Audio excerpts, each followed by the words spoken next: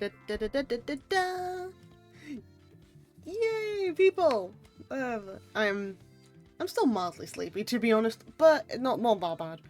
I woke up like an hour and a half ago. But yay, please. Why do I look bigger? Why? I feel like I'm getting increased, like a tiny bit bigger every single stream. Which, I don't know why, it's just funny to me. But hello! Hi! Howdy! Bora Pranani Nasvatha. How's everyone doing today? How's it all going? Also, congratulations to Felix for getting the astounding archive cookie for being first. Hello, Felix. You'll be lurking since it's just 5 AM? Fair enough, you'll make sure you get some sleep.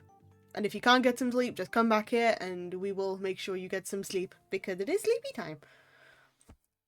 Hello, Haruki, welcome on in. Hello, Remora. You really like the froggy yeehaw, don't you? That is the meme emote that is gonna stay. And also Krong.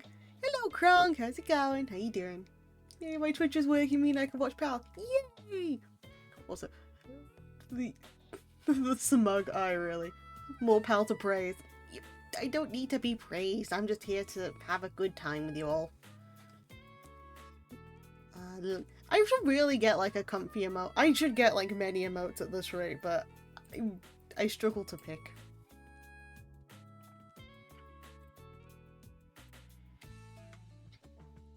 But yeah, how is everybody doing today?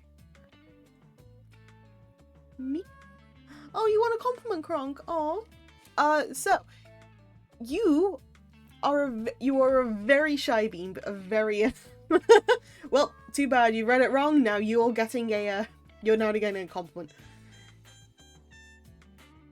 Which is you are a very shy bean, but you are a very lovely bean, and I love your artwork. You very much try your best with everything that I've seen you do, and it's always a pleasure to either join in when you're doing stuff on your own streams, or whether you happen to show off anything that you've done. So you are honestly a very sweet gem, and I'm glad that I get to know you. So baby 2 AM and I work tomorrow at Fallstreak. Don't worry, Happy, this is gonna put you to sleep. So, hello Happy, how's it going? How you doing? This is literally the sleepy stream. I'm gonna be reading. I've got a drink. Yeah. I am a bit sorry again for Monday, if anyone was there, because I ended earlier than intended. I just really felt under the weather after like 2 hours, 2.5 hours, which it hits sometimes, but happens to the best of us. I think you underestimate my level of spite to stay awake. Yeah, but this is literally a stream to help people go to sleep. You should have rain background sounds. I should, but the game also has, the game / linear visual novel that I'm going to be playing has music in the background anyway. Thank you for that, Pat Felix. Thank you. Let me take off the hat. Thank you. But I could put like rain, like background rain sounds on. I'm a man of spice and Benadryl, and I am stocked on both. Jesus Christ. Damn, aluminium foil. I'll get the tinfoil hat, shall I? So, today's agenda is we're going to continue with Fallstreak, because I just want to read. And it's a nice one. I should be able to stay a bit longer this time to read everything. But it's something that again, it's a comfort thing for me. So if anyone wasn't here when I first explained, Fallstreak happens to be something that I found ages ago, which happened to inspire my writing. And inspire like how I view a bit more of the world, and inspired a little bit of how the archives works. So it's something that kind of holds dear to my heart, and it's like my comfort visual novel to just go back to. Did not think it was another streamer. I knew you were gonna stream before you knew you were gonna stream. So you didn't read my my schedule. So you didn't read my schedule then, Wraith. Gotcha. Also, hello Wraith, how's it going? How you doing? Also, which streamer did you think I was gonna be then, huh? Which streamer did you think I was gonna be? Anyway. Okay, let's hope my throat doesn't, like, go off on me or anything. And I'm gonna get... No, not the PAL OCs again. Not the PAL OCs. I'm gonna get the thingy up. Let me go and do this. We're gonna have no music for a minute, just so I can do that. Also, this is sorry. I'm gonna go on a mini rant while I get this loaded. Oh, that works. But this is like a little bit tedious because I'm trying to get to 500 like followers, right? And it teeters down, like it goes up by like 1 or 2. So I'm at 496. I was at 497 like a couple days ago. It just teeters like up and down. I'm just thinking, it's like, what am I doing wrong? I'm not even doing anything. And that's probably the point. I'm not doing anything. It's like, it's teetering. I'm just like, I'm so close. Then I can go do cool things. Hello, chat, how are we? Hi, Samuel. How's it going? How you doing? Welcome on in. I'm not doing too bad, thank you very much. How about yourself, good sir? Oh, I need to move my stuff around too. Hold on. Hello, Skelly Bob.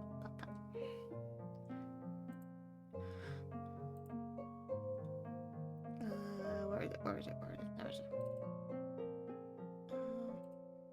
I'm making a cheesecake for the Queen's friend. Ooh, what kind of cheesecake? What kind of cheesecake are you going for?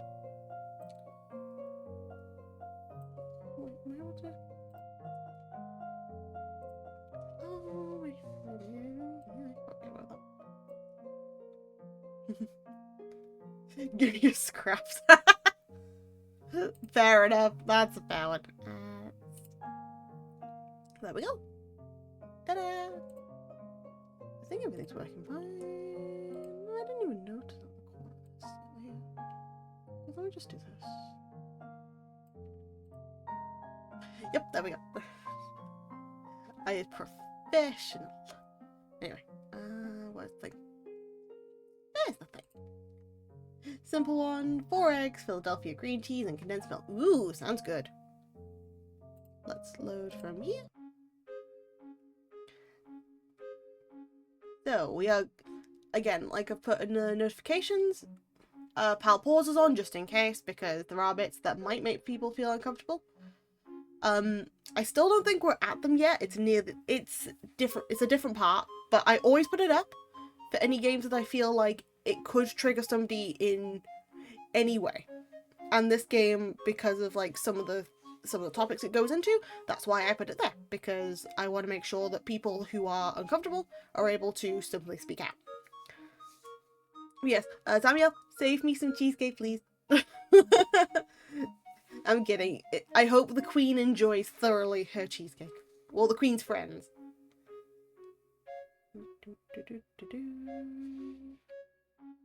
But yes, we bit of progress before we ended up leaving this one. People were splitting between themselves to become 2 teams, and they are now going to have a balloon fight where they have to pop the other team's balloons. Come to the wedding, there'll be like 3. Okay, I bet. I'll get my ticket booked. I'll get my ticket booked, shall I? I'll find the accommodation. But yes, today is going to be basically a narrating stream, so if you want to relax and chill here, then feel free to do so. I'm gonna have to remember all the voices I've done too. No, it's been a week. Unable to contain our energy any longer, we rush outside the school building to set up base for the upcoming clash. As we do, I begin to give out more detailed directives regarding our lineup. Tactical command for base defense will fall on Noletta. Noletta, the flag and stockpile. Sight reading's weird. No letter. The flag and stockpile are separate locations, so make sure at least one person is guarding each at all times. Assign the quickest person to pressure relief should one location get focused down. Okay. The measure was necessary since I'd be concentrating my attention on directing the strike team. Tell us what to do, Noletta. I know I keep changing like all the different voices like that aren't pictured, but it's funny. We won't let them get through.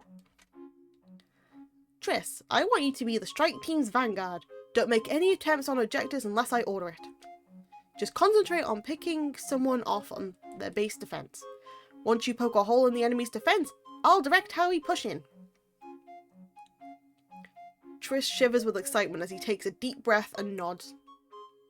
The Lyrics thrive under high pressure of spearheading assault, jumping on opponents the moment they show a window of vulnerability. It was very much a high-risk... No. I thought I was going to say high-risk, high-reward. No. It was very much a high-risk reward form of approach, which is why the support-savvy Lerona was invaluable for safety in securing any leverage we generated. Lerona, be sure to stick close to Triss so you can follow up on his takedowns and back him up if he gets blindsided. Okay.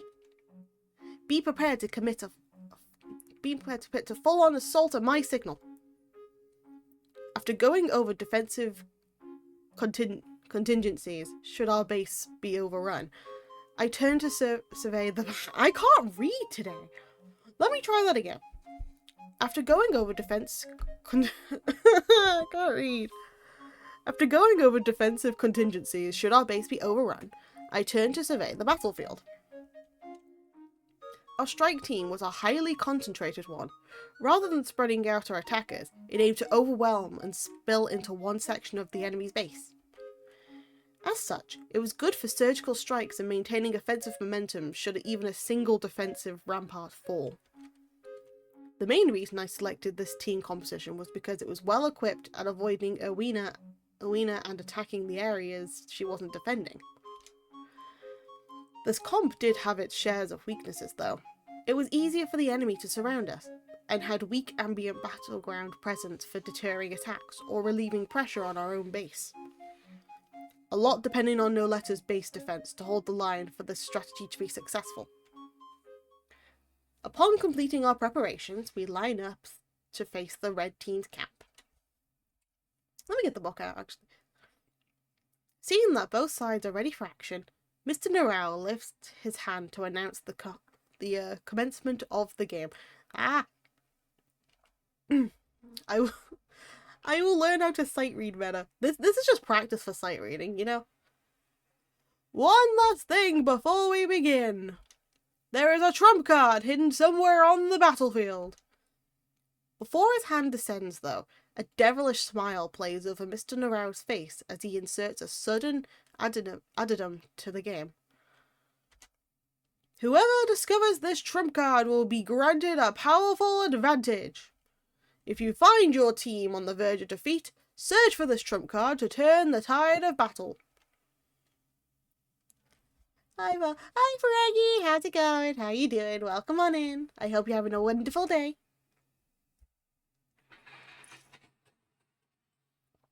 Reading is hard. Reading is very hard. That's our teacher for you. Adding a wild card right as the game is about to begin to generate the maximum amount of hype. Your only hint is as follows. Look through the sky to find the pure purpose of the school. The tension-saturated battlefield stirred at Mr. Narao's cryptic words. Now begin! Cutting that tension with a grand arc of his hand, Mr. Narao releases us at last. There's no time to dawdle on Mr. Narao's riddle. Almost immediately, Triss explodes into action with Lerona and me following close behind. Crossing up the opponents that had advanced to attack, he weaves an oblique pattern through the enemy formation and crashes aggressively against their defences. My goodness, I made it! Frankie! How How's it going? How you doing? I've missed you. Oh, come on in. I hope you're having a wonderful time. Why is it so hard for me to get to your streams? Time zones suck. Time zones do suck. I fully agree with that. I'll be lurking till I eat. No worries. Don't worry. This is to help you go to sleep. And I hope your stream's amazing. Thank you, Frankie. I hope you have a wonderful sleep too when you finally get time to it.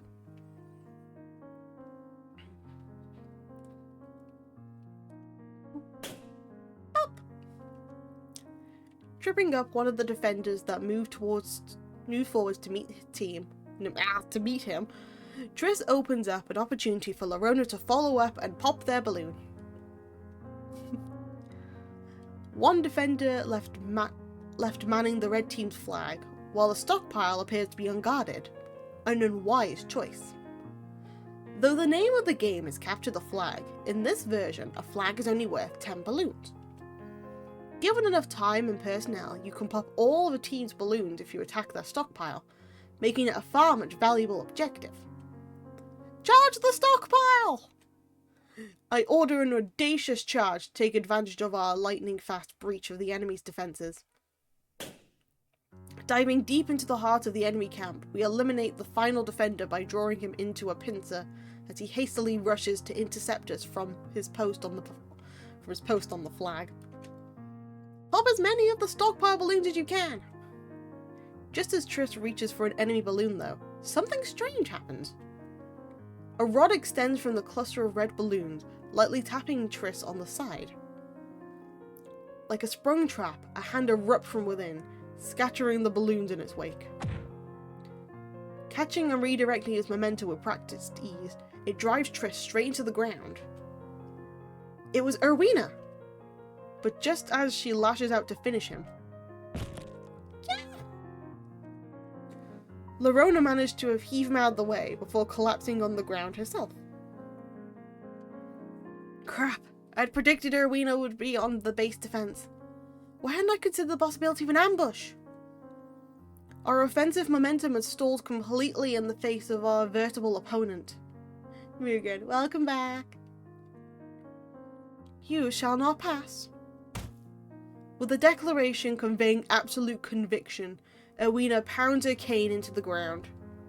A light touch with that thing was all she needed to confirm your position and take you down. That Triss had survived was a miracle. No matter how I looked at it, we were thoroughly outmatched. Taking Erwina head-on wasn't an option, and it wouldn't be long before the other defenders acquired new balloons and reinforced her, turning it into a losing battle.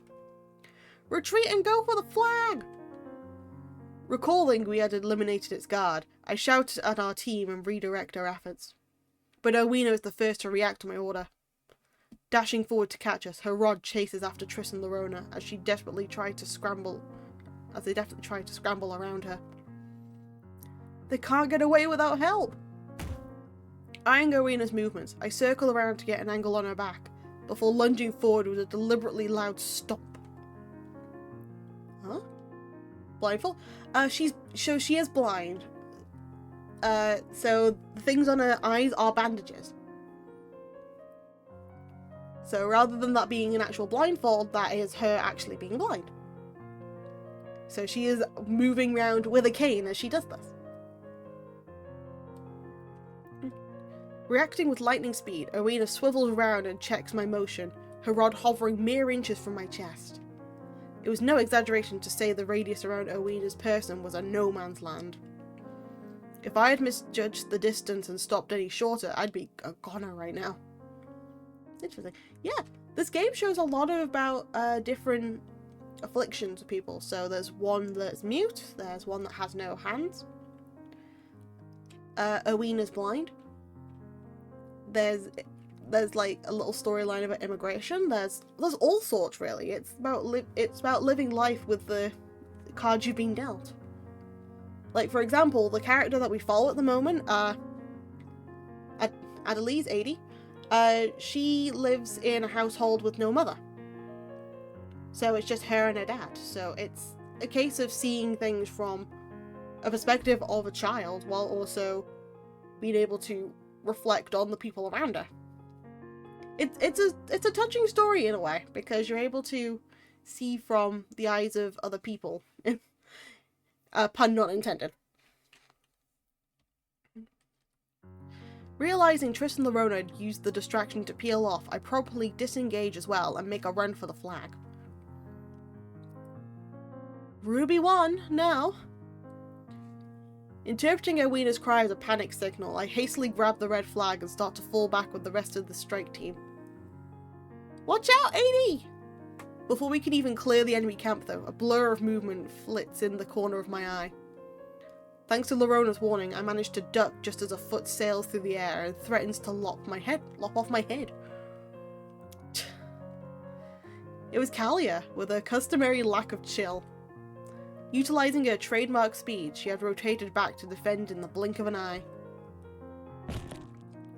As Kalia advanced the follow-ups on her whiff, Triss jumps in to intervene, tumbling to the ground with her in the process.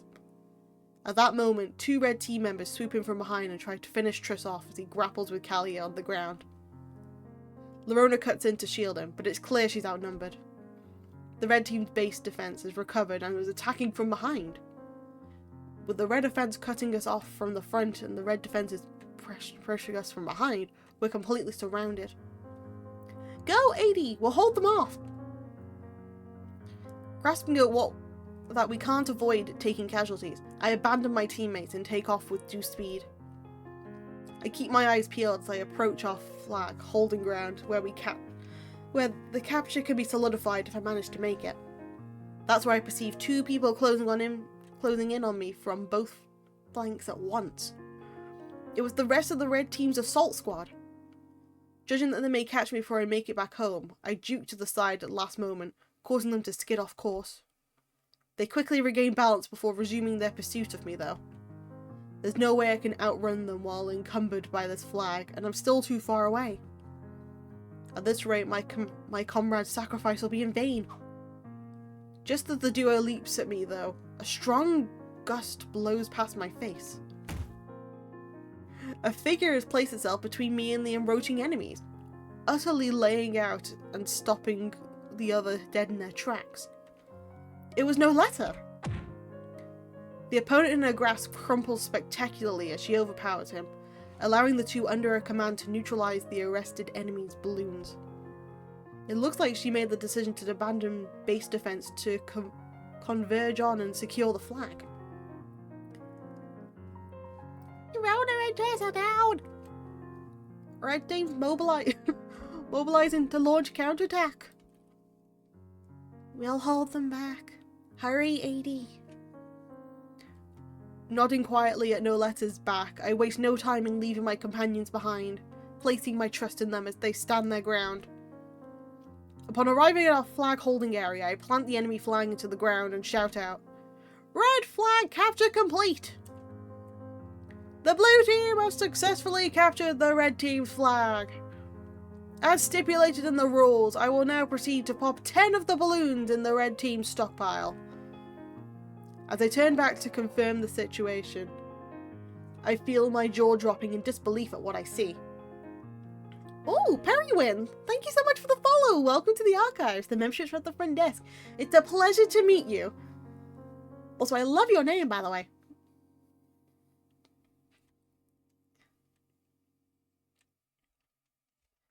Ooh. Kalia was hurtling down the battlefield at breakneck speed, which wasn't unusual in itself. It was the fact that a certain someone was tailing behind her that defied all expectation. Ruby 1, commencing delivery of the package. Aqua 2 o'clock. Get him, Rowena. Planting her feet, Kalia used her body as a fulcrum to pivot and swing her package out ahead of her. Hi, pleasure to meet you too. Hello. I hope you're having a wonderful day. We're currently doing a story time, I guess? Thank you for the compliment of the name. No, it's all good. Yeah, we're currently doing a story time with a linear visual novel called Fallstreak, which I thought would be quite comforting for today. So it's a lot of me reading, basically. So feel free to get comfy and cozy, get a nice drink, or if you have work to do, Feel free to use this as professional background noise. Asterisk, not really professional, but we'll take it.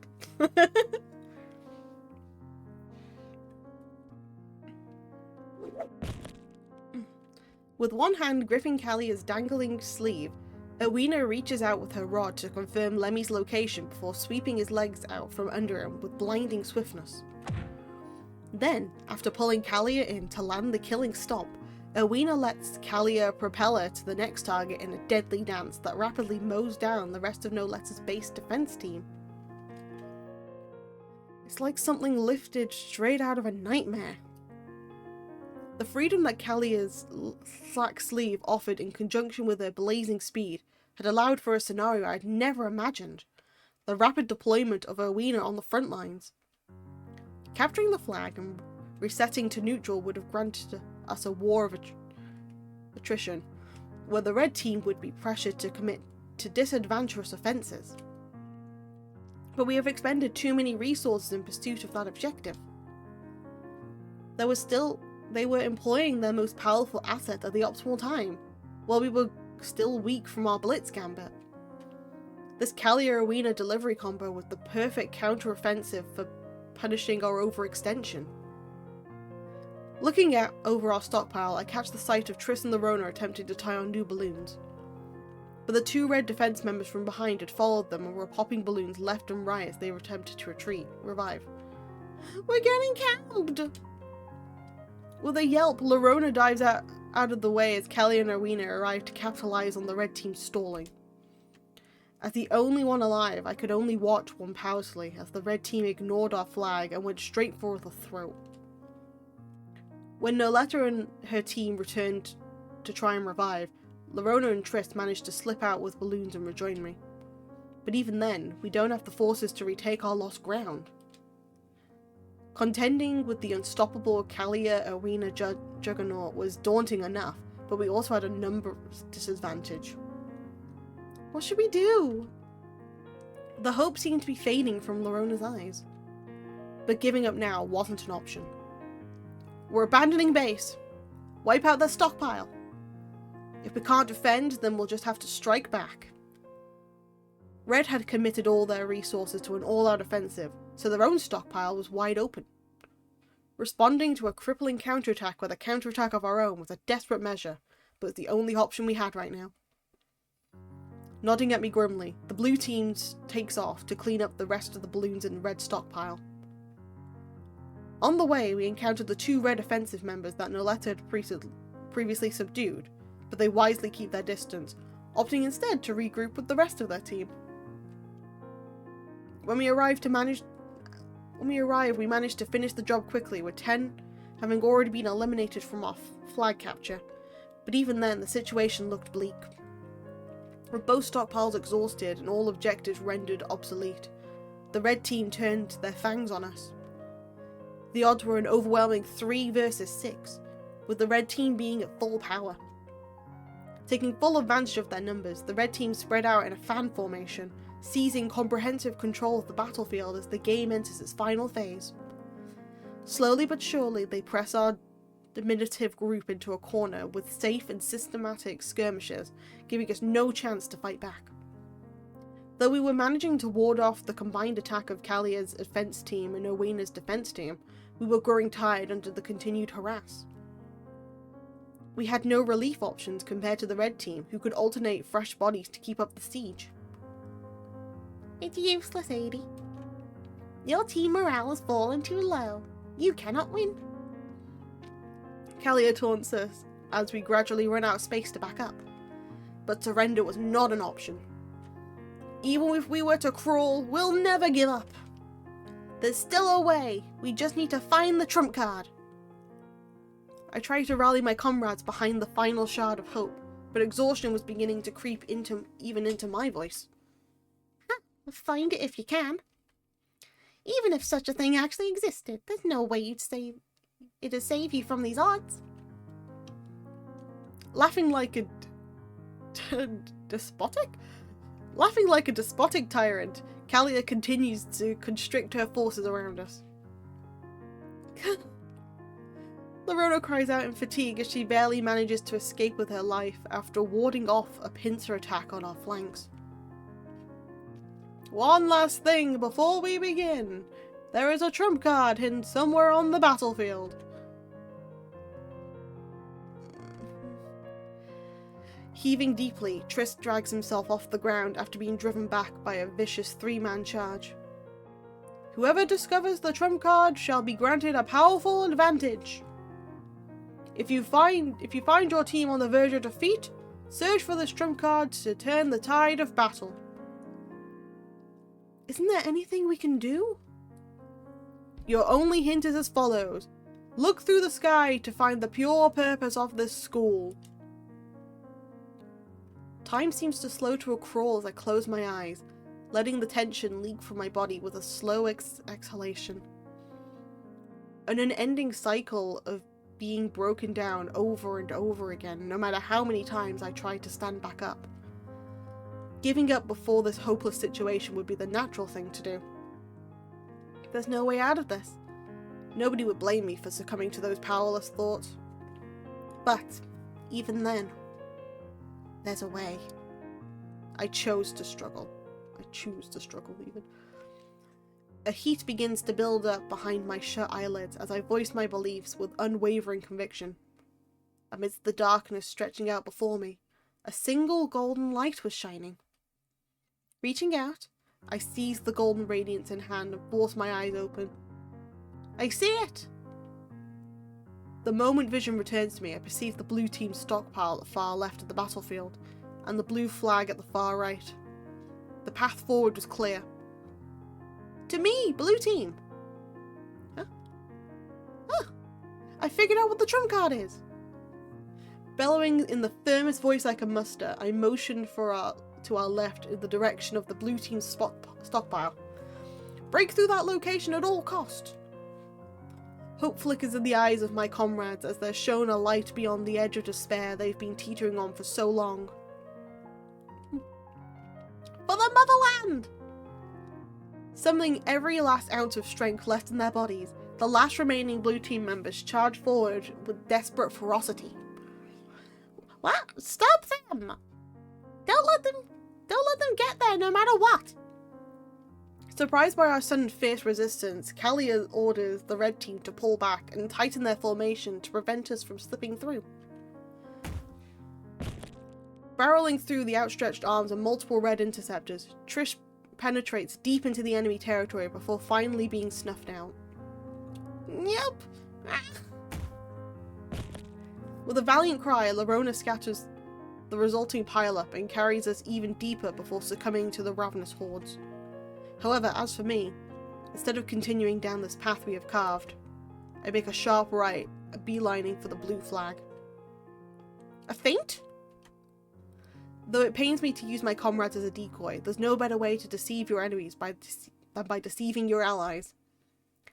Catching on to my diversion, Kalia, who'd been laying back to serve as a sweeper, breaks out into an all-out sprint to cut me off. At this rate, she'll block me off from the flag in time, if only barely. But that's fine. Just when our paths are about to overlap, I abruptly make another sharp right, letting her skid out of control by herself in front of the blue flag. A double feint!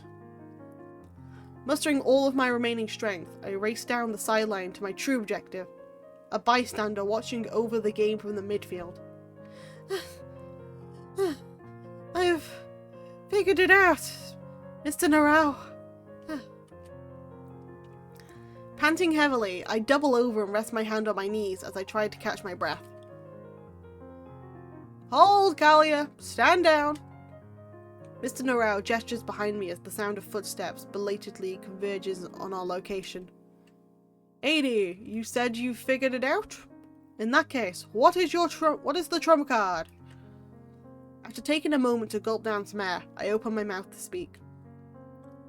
Look through the sky to find the pure purpose of the school. Taken as a whole, it leads nowhere, but when broken down, it all comes together. First, purpose of the school. I tried to think of something unique to the school at first, but when it comes down to the purpose of every school, it can be boiled down to one thing. That is, learning. Indeed, it is as you say. Sometimes the closer you look, the less you see. After having the first of my thoughts confirmed by Mr. Norrell, I continue. Next, look through the sky to find. On a representational level, what would you need to search through the sky? The first thing that comes to mind is wings. With those two conclusions, it derives me to my final clue from pure comes naturally. Something that symbolizes purity. For example, the color white. Norrell can be interpreted to mean white wings of learning. If it's difficult for you to understand, you may refer to me as Mr. Norrell for now. You know, foreshadowing. White wings of learning. It means of your name, Mr. Norrell. The trump card is you. With naught to change in expression, Mr. Norrell closes his eyes at my answer. I must say, the stunt you've pulled to concentrate and displace the red team's formation was impressive. But instead of confirming my answer, he slowly circles round behind me and begins untying my balloon. Could it be I was mistaken? With a crestfallen murmur, I drop my gaze to the ground. Rather than answering me, though, Mr. Norrell poses a question of his own. Tell me, child, do you know what a Deus Ex Machina is? Sorry, always catch me off guard. Puzzled, I tried to recall what I'd read in Mother's collection. God from the Machine. It refers to a plot device in which an inextricable situation is solved by a sudden intervention. Could it be? I feel my eyes widen as I look back up just to see Mr. Norrell tying my balloon to his back. Call for me, and I shall come. With a flourish of his arm, Mr. Norrell casts his coat to the wind and steps onto the battlefield. Rejoice, Blue Team! I have come to avenge your fallen! With an otherworldly roar, Mr. Norrell surges forward with demonic speed. In the blink of an eye, he shreds two of the red offence's balloon to pieces before turning to bear down on Kalia. What in the world? Fall back, Kalia! You can't take him! Quick upon the uptake, Erwina orders Kalia to turn tail. But before she can get far, Mr. Norrell catches up and ruptures the fragile air vessel, signifying her life with an impossibly swift and accurate strike. To think he could outspeed Kalia to such a degree, even reading her attempt to juke him off, it was unbelievable. Go, Mr. Norrell! Whoa! There's still hope!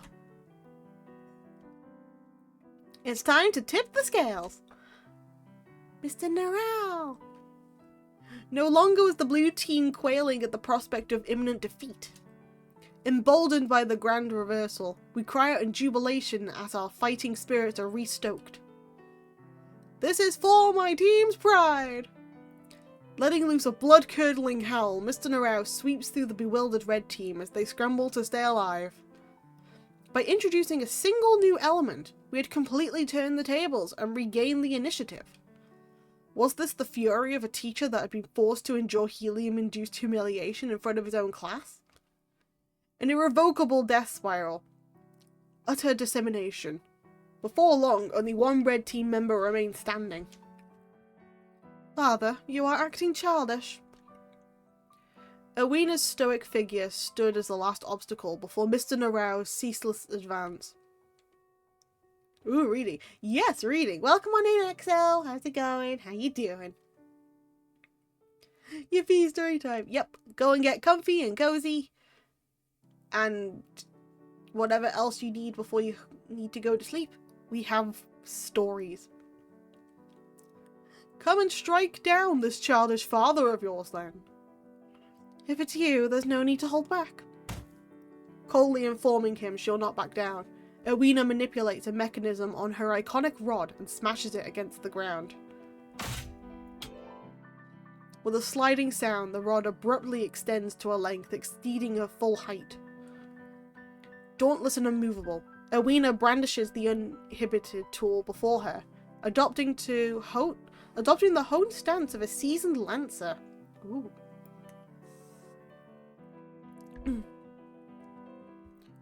What's going on? He can do that. Everything rested on the duel between Owena and Mr. Norrell. Dripping suspense. Bleeding tension. As the two hardened combatants squared off against each other, a climatic gust of wind blew through the battlefield, rustling the chilled air. Pal, could I get an opinion on a nickname I thought of? Yeah, go for it. Feel free to give.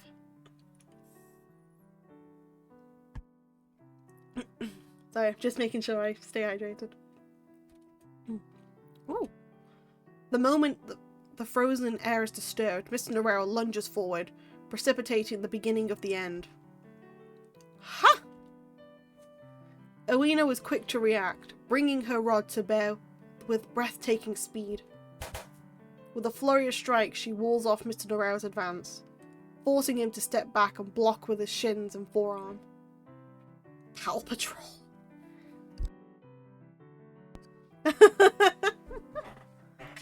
Oh dear. That's funny. I find it funny for me actually being called that. Yeah, no. But actually seeing that, that's quite funny. Drink water narration, not nice in the voice. It ain't, but it's fun.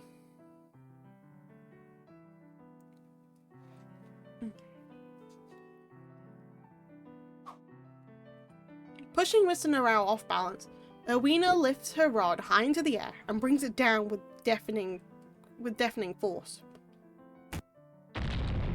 Ka-thunk! Alright, we'll continue. Oh dear. But he manages to spin away at the last moment, barely escaping the devastating attack. The ground!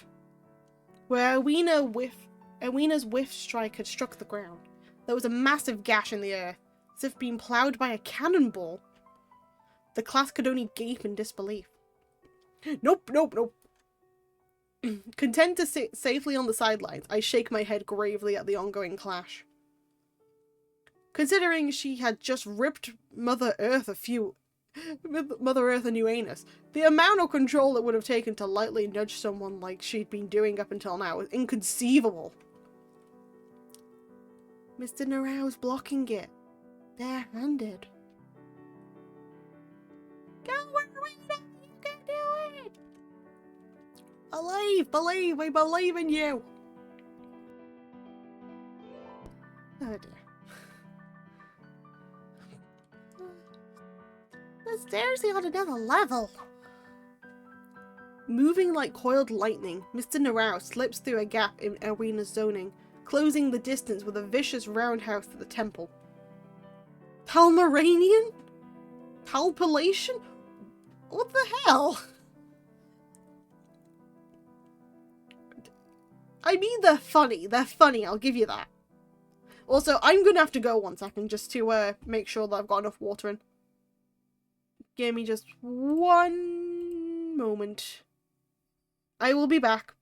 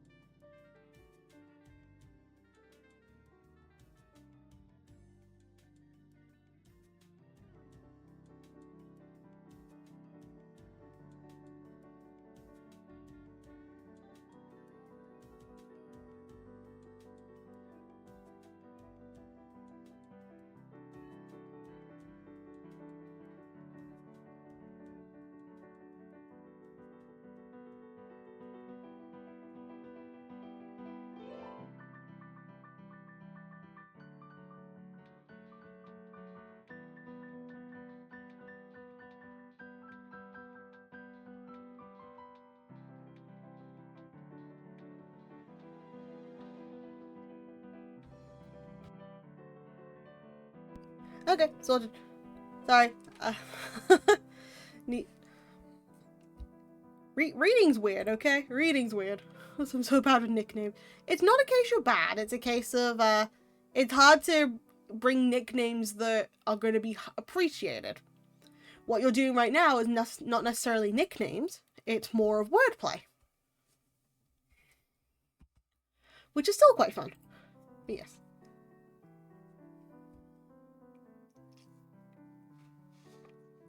Okay. Let's get back to it.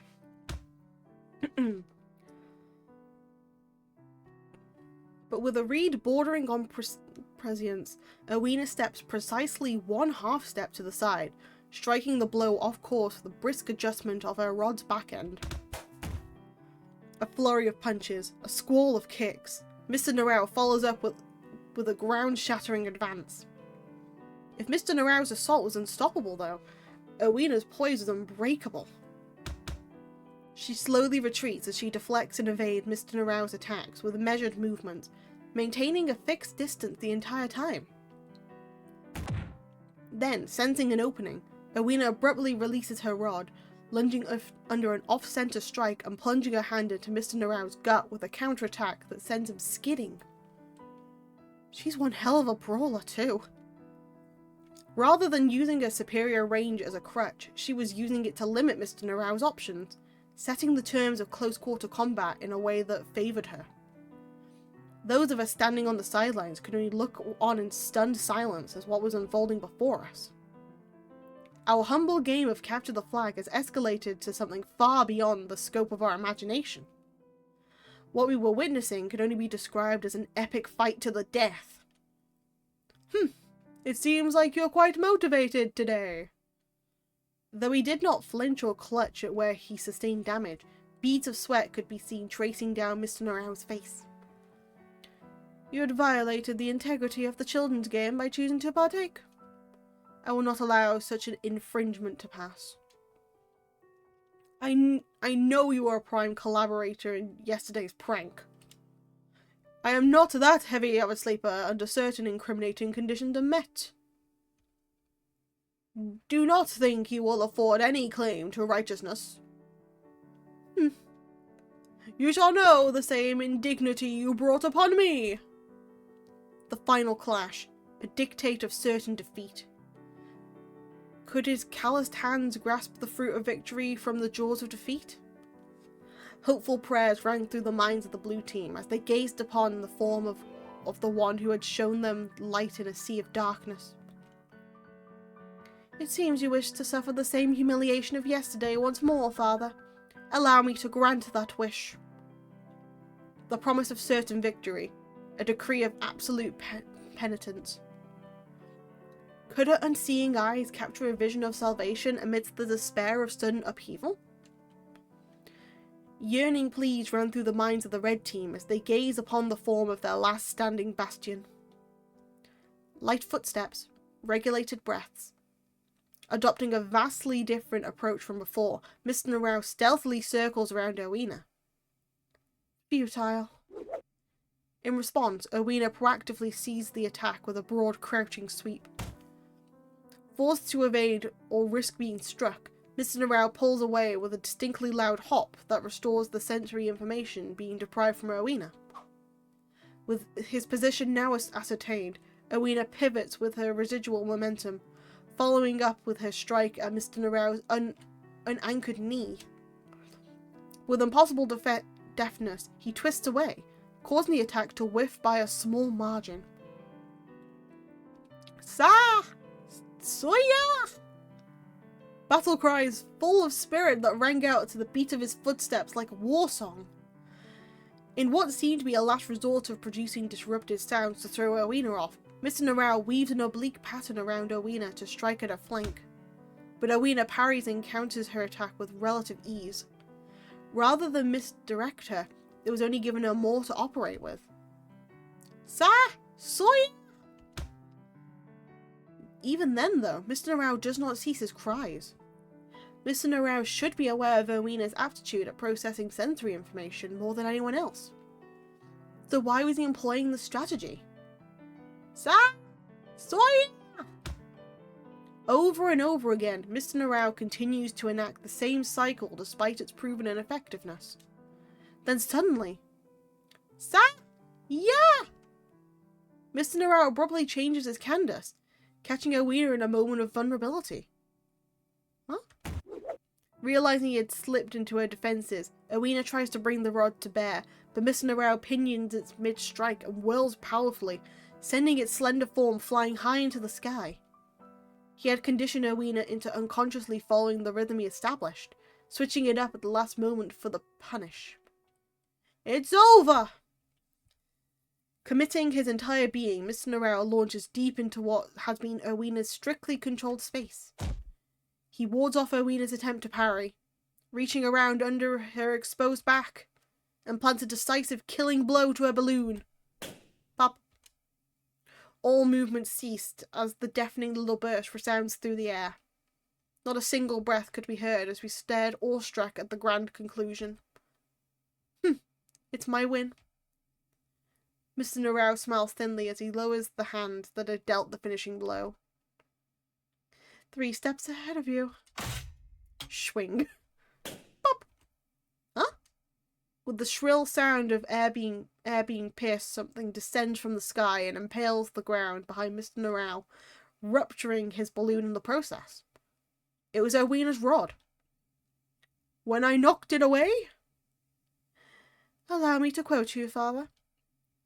After your balloon is popped, you cannot rejoin the game until you return to your team base and acquire another balloon from your team's allotted stockpile. Since I launched my rod in the air before my balloon was popped, it counts as a valid kill since I was still in the game when the action was completed. No way! Hey pal, I'm currently in class so I can listen to the stream, but I'm lurking. No worries, Daph, I hope your class is going well for you. I hope you're learning many things in there.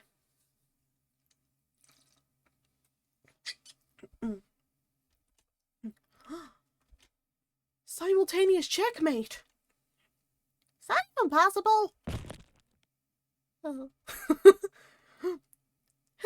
Even that feeble parry was just to move me into the proper position, wasn't it? Calculated. That means we both lose, Father. Do you remember the rules you recounted to us?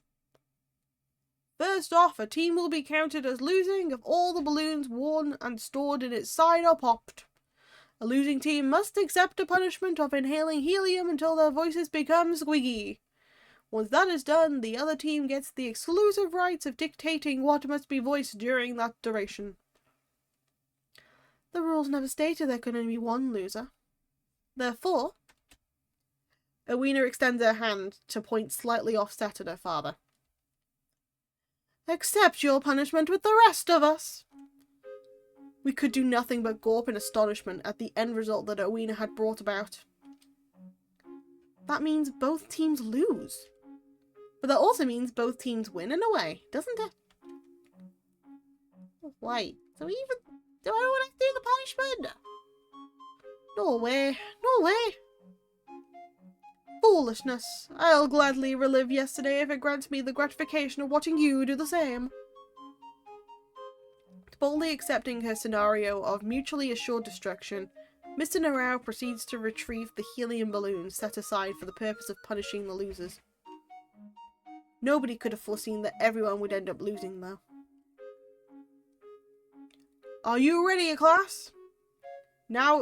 This is now a showdown of coming up with the juiciest things to make the other side say. What shall we make them sing? Roguish suggestions and raucous chatter was had. But ultimately, eyes come upon arrest Triss as he imitates a chicken pecking at the ground. What about the animal sounds? Hey, let's make them mimic chickens. Cows do. What are the bark? Look, no laddie, you could do your favourite. Constipated cat noises. Huh? Remember to put your heart into it, Nolata. Whoop, whoop, Polly. Now then. Mr. Narao turns back to Owina after completing his distribution of the helium balloons. Prepare to recount the most shameful things conceivable, child. You'll be grovelling on the ground when I'm done with you, father. Such familial love. Even after their dual ends, their competitive spirits were still burning as bright as ever. Let us begin, then. Inhale your helium, everyone. You shall recite everything the opposing team dictates to you for as long as your voice is affected. With unprecedented enthusiasm, everyone undoes the fastening on their balloons and inhales the gas with heaving gulps. And just like that, our festival of nonsensical noises begin.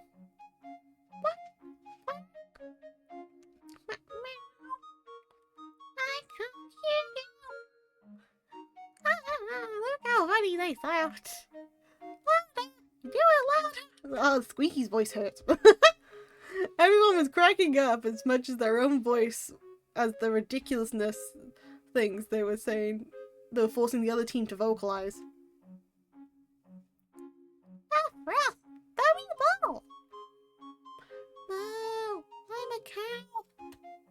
In a twist of irony, the two teams started competing to see who could make the louder or more outlandish noises. What abomination is that supposed to be? It's a dragon. It's more like a chihuahua. It's death throes. It was a tumultuous ruckus, complete with thigh-slapping cackling and mirthful crying. Amidst it all, Triss seemed to be having the time of his life, enjoying everyone's inanity without having to participate himself. Hey, it's not bad. Triss gets to hear everyone say how humiliating things without doing anything himself. Indeed, it's not fair that he can't join in on our fun. His caressing comes to a glum and abrupt stop as he's smacked in the face by a harsh reality. Can't we count the animals we're imitating as well? So Triss can join us. Lorona, you really want to get on all fours and start licking your butt that much? In that case, I'll take you upon that. So cruel! The mental image of Lorona curled up, whimpering at an abusive owner was so real I could practically see the tail between her legs.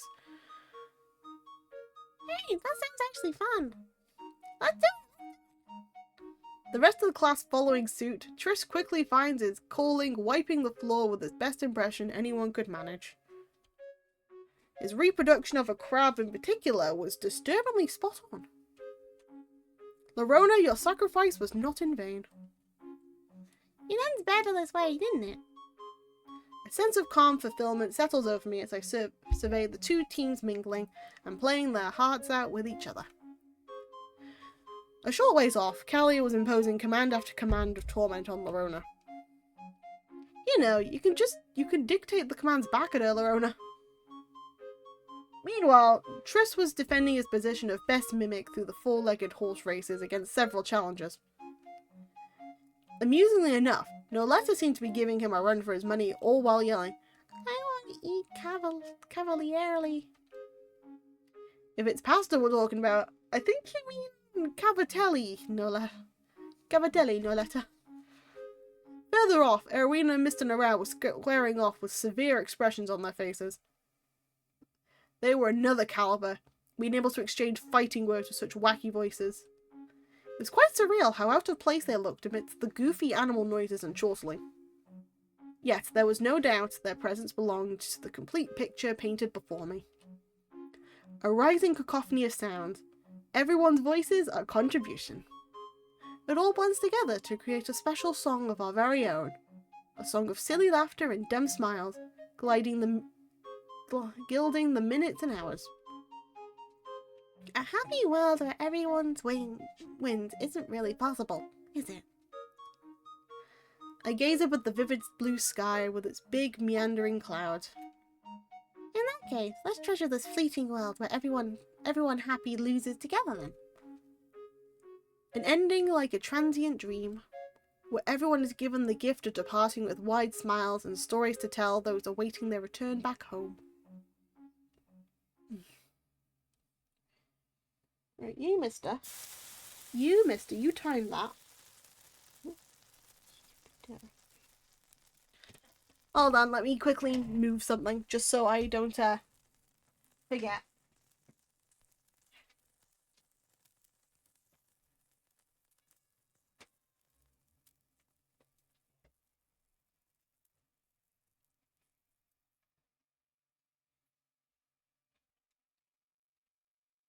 Okay.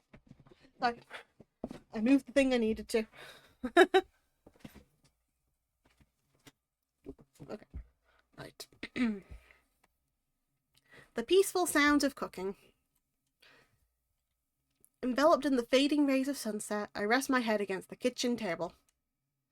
Though the enticing aroma tickled at my empty stomach, fatigue was also hitting me at full force. My breath slow and my consciousness dwindles into comfortable darkness. Have an eventful day, Aidey. The darkness disperses at the sound of plates heavy with food being placed before me. The sun was now barely clinging on the horizon's edge. Eventful, that's one way to describe it. Today was fun in lots of ways, but I'm spent. On a different note, did you really make cauliflower again? Can't you switch it up and make broccoli or something? You know this isn't a broccoli house, Sadie. I gaze on dubiously as Papa shovels mounds of the puffy white veggie on his plate. How come we never have snow peas or string beans or something? I scrunch my face up as I push the plate of steaming cauliflower far away from my own. Adie is a girl after my own heart. What's wrong with cauliflower? Unperturbed, Papa pushes the plate back to its original location. It tastes like water in solid form. Unwilling to entertain Papa's unusual dietary proclivities, I repel the plate with vigilance of an Übermensch goalkeeper. Tastes like water in solid form. Papa falls silent at my remark, with a gaze that suggests he was recalling a far-off memory. I once told your mother the exact same thing. You know what she told me? I believe that's called ice, dummy. Though I suppose you would know what tastes like water in solid form, considering how uninspired your cooking is. Ouch. Hope Papa had some actual ice lying around for that sick burn. Eating cauliflower goes against my beliefs. As its name may indicate, cauliflower is a flower, and I'm a staunch pro-flower activist. Even as I utter the words, a memory of our group gleefully plucking flowers by the stream not 1 day ago flits across my mind. Whatever, he doesn't know that. Learning to like it wouldn't hurt. Papa pushes the plate back again, causing a strange sense of passion to well up inside me, like the desire to liberate an oppressed people from their subjugation. The working class refuse to budge to your demands. We have nothing to lose but our chains. I push the plate away once more and prepare to block its expectant return. Boo. Welcome on in, Crystal. How's it going? How you doing? Welcome on in. I hope you're having a wonderful day. But our game of tug-of-war was abruptly come to an end. Papa hadn't pushed the plate back, leaving it to sit forlornly at the edge of the table. I used to think of eating cauliflower too, you know. But after seeing how much your mother loved it, somewhere along the line I began to enjoy eating it as well. It was always the strangest thing that seemed to make her happy. A somber ambience took a hold of the room as Papa reminisced. The glorious revolution seemed to have fizzled out. Pulling the plate of cauliflower back to me, I scoop a modest portion onto my plate. Anyways, it wasn't like I disliked cauliflower. It was just dull if you didn't defy and rebel against authority every once in a while. Why did Mother like cauliflower, though? Munching away heartily, I raised the question of why she was passionate about such an oddly specific thing. Papa watches me gobble down food with a healthy appetite for a bit before speaking. To explain that, it's important to understand the nature of Socratrine. The reason it is a closed world is because the veil of mist that envelops the boundaries has the dangerous property of distorting reality. It causes you to lose your mind to madness, such that no matter how far you travel into it, in the end, you always end up coming back the way you came. That's why it's a mystery now how my master led the UL refugee convoy to Socotrine. Before that, there was only one way for us to learn about the land beyond our own. Socotrine's main river. Iviat. Papa nod. Your mother was an infinitely curious woman that was very fond of collecting the unknown land artifacts that flowed down Iviat. Her eyes would always light up, in particular, whenever we discovered UL tomes. The reason she loved cauliflower had to do with one of those writings. I remember her words. Cauliflower has a deep history to it, carrying symbolism and a prominent UL religion. It represents the mythical tale of a virgin mother and the huge white star that guided the people to her child's crib. Your mother always seemed to be talking about things that I could never make heads nor tails of. Mustering a meagre smile, Papa dropped his gaze to the ground. Speaking about Mother, it clearly strained his heart. But I can't stop now. Why was she so obsessed with the unknown land? That's probably had to do with her upbringing. Your grandmother was a powerful duchess, known for her cunning brutality. Her ambition and influence was such that many feared her rise to power. However, in a plot believed to be orchestrated by a rival old aristocracy faction, she was assassinated and your grandfather succeeded her. As the spouse of a political marriage, he held ambitions of his own that ran contrary to your mother's being the next in line successor. So he locked your mother away under the pretense of trauma and mental instability at your grandmother's death. Sequestered in her chambers for a young age, unable to ever leave, your mother was made a prisoner in her own home. Her yearning for freedom was such that even when released from that burden, she was not sated, always longing for more. It's not enough. Those were the words she told me, as if the closed world of Socotrine were just another cage. She wanted to escape Socotrine and see what lay beyond. Maybe it's because I've grown up reading a collection all my life, but... Did you know, Papa? That's my wish as well.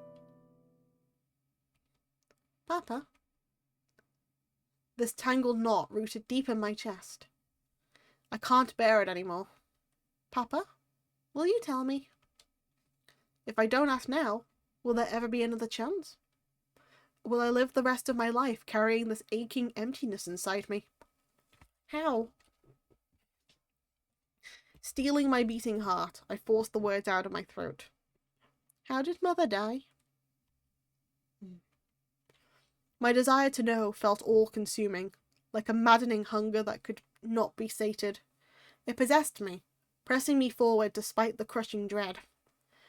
You've kept it from me for all these years, but I can't accept that anymore. Please tell me. It felt like I was suspended in time, unable to advance, retreat, or even breathe. But even then, I don't back down. Tell me. Your mother was killed. I killed her. The words hang in the air, a heavy weight. I stare blankly at them. Blankly, I stare. A dark shadow eclipsed Papa's face. Fake. A tear-stained mask. Its stifling coldness paralyzed me. I killed her. I tried to speak, tried to say something, anything, but I falter. Hollow. That's all my words would be. Unable to voice myself, I left the suspended words fall from my lips unspoken. Gone. It was all gone. The clinking of silverware, the warmth of a family peacefully sharing a meal. In its absence, an oppressive silence constricts the room. Leave the plates in the sink when you're done. Without ever meeting my eyes, Papa turns away. Something aches inside me as I watch him go. Gazing at the fleeting image of his back in the doorway, I sit there for a very long time. The shadows of night's passage sink to their deepest shade before I finally rise from my seat. Hunched over a candlelit desk in Mother's room was where I find him. The candle's flames seem to waver in concert to its rhythmic beats, casting shadows upon the weathered books that had once been someone's pride and joy. Papa? Though his consciousness was no longer in the room, I call out to him, reaching out to touch his cheek. The false smile from before had fallen from his face, revealing a haggard, hollow countenance. Was remembering her that painful? Even then, he had returned to this room, unable to let himself forget. You're a weakling, aren't you? But no matter how weak you may be, I know you loved her more than anyone in the world. Pulling up a chair beside him, I rest my head on the desk and gaze at his sleeping visage. Distressed, defenseless. It looks so much like the troubled sleep of an anxious child. I want you to tell me more about her. My words do not reach him. He cannot answer. But I want him to listen.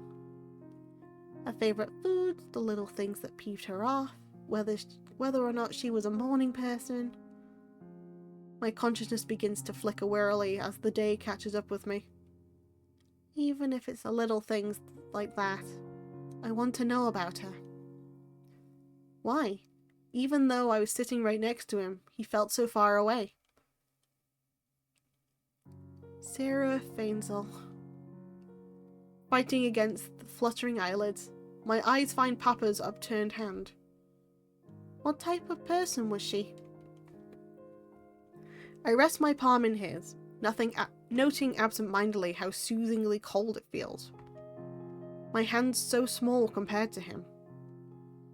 And what happened on that day? For some reason, I was certain. A golden dream waited for me beyond the encroaching darkness. This closed world. I'll break it and behold what lays beyond. For her sake as well as mine.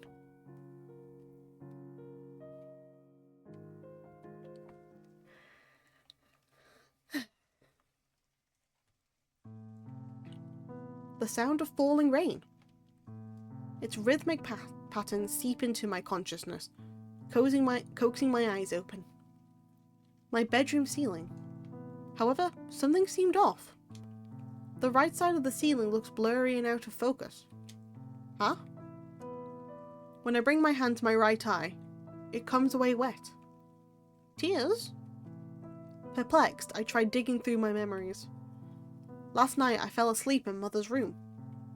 Papa probably carried me to my room afterwards. I remember being gripped by a strong conviction that I'd returned to the Golden Dream. But that couldn't be right. I always remembered what happened in the Golden Dream as clearly as my waking hours. Right now, I couldn't recall a thing. A gap in my memories. Distraught, I twist and turn in my sheets, trying to breach the thick clouds swirling in my head. But in the end, I couldn't produce an inkling of insight as to what happened. There's no point going around in circles anymore. Slipping out of bed, I wandered over to the window and placed my head against the cold glass. The mellow atmosphere on a rainy day usually soothed me, but today it felt strangely oppressive. As one that relished the feel of the rain's kiss on my face, it mystified me how much the light patterns unsettled me. The rain outside wasn't too heavy, but somehow it felt like the earth was drowning under the downpour. I should get going.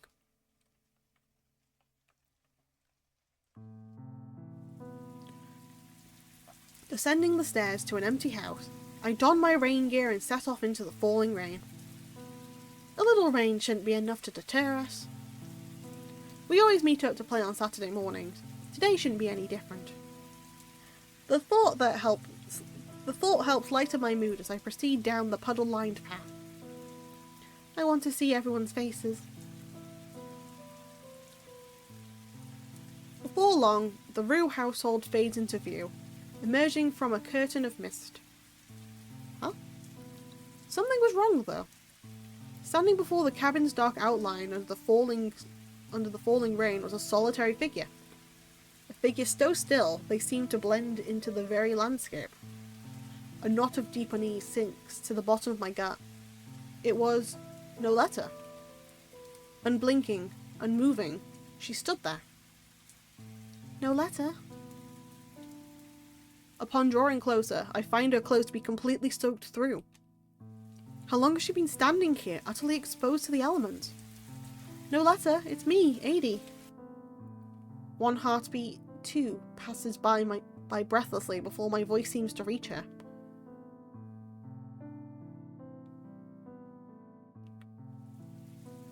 But the eyes that turned to face me, they were unrecognizable. I did not know them. Vacant and unfocused, they stare through me, looking at something far away, like the glass spheres of a discarded doll. Noletta, aren't you cold? I reach out and grasp her hand. Cold, clammy. Her skin had chilled immensely from being exposed to the falling rain. Noletta. A sharp throbbing within my chest. I realized it hurt. It hurt to see her like this. Let's get you inside. Gently tugging on her, I led her back into the cabin. Inside, I find Bressel huddled in the corner of the room, his head cradled in his hands. Noletta had fallen into a catatonic state, but unlike her, he was trembling uncontrollably in a spell of mania. While I was concerned about him, I needed to prioritize treating Noletta. I had no idea how long she'd been out there.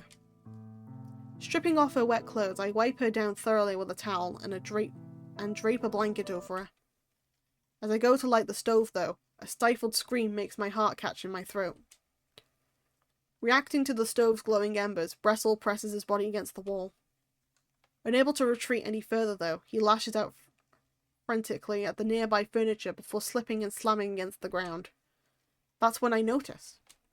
From the arms he was cradling desperately against himself, as if something dark was dripping onto the floor below.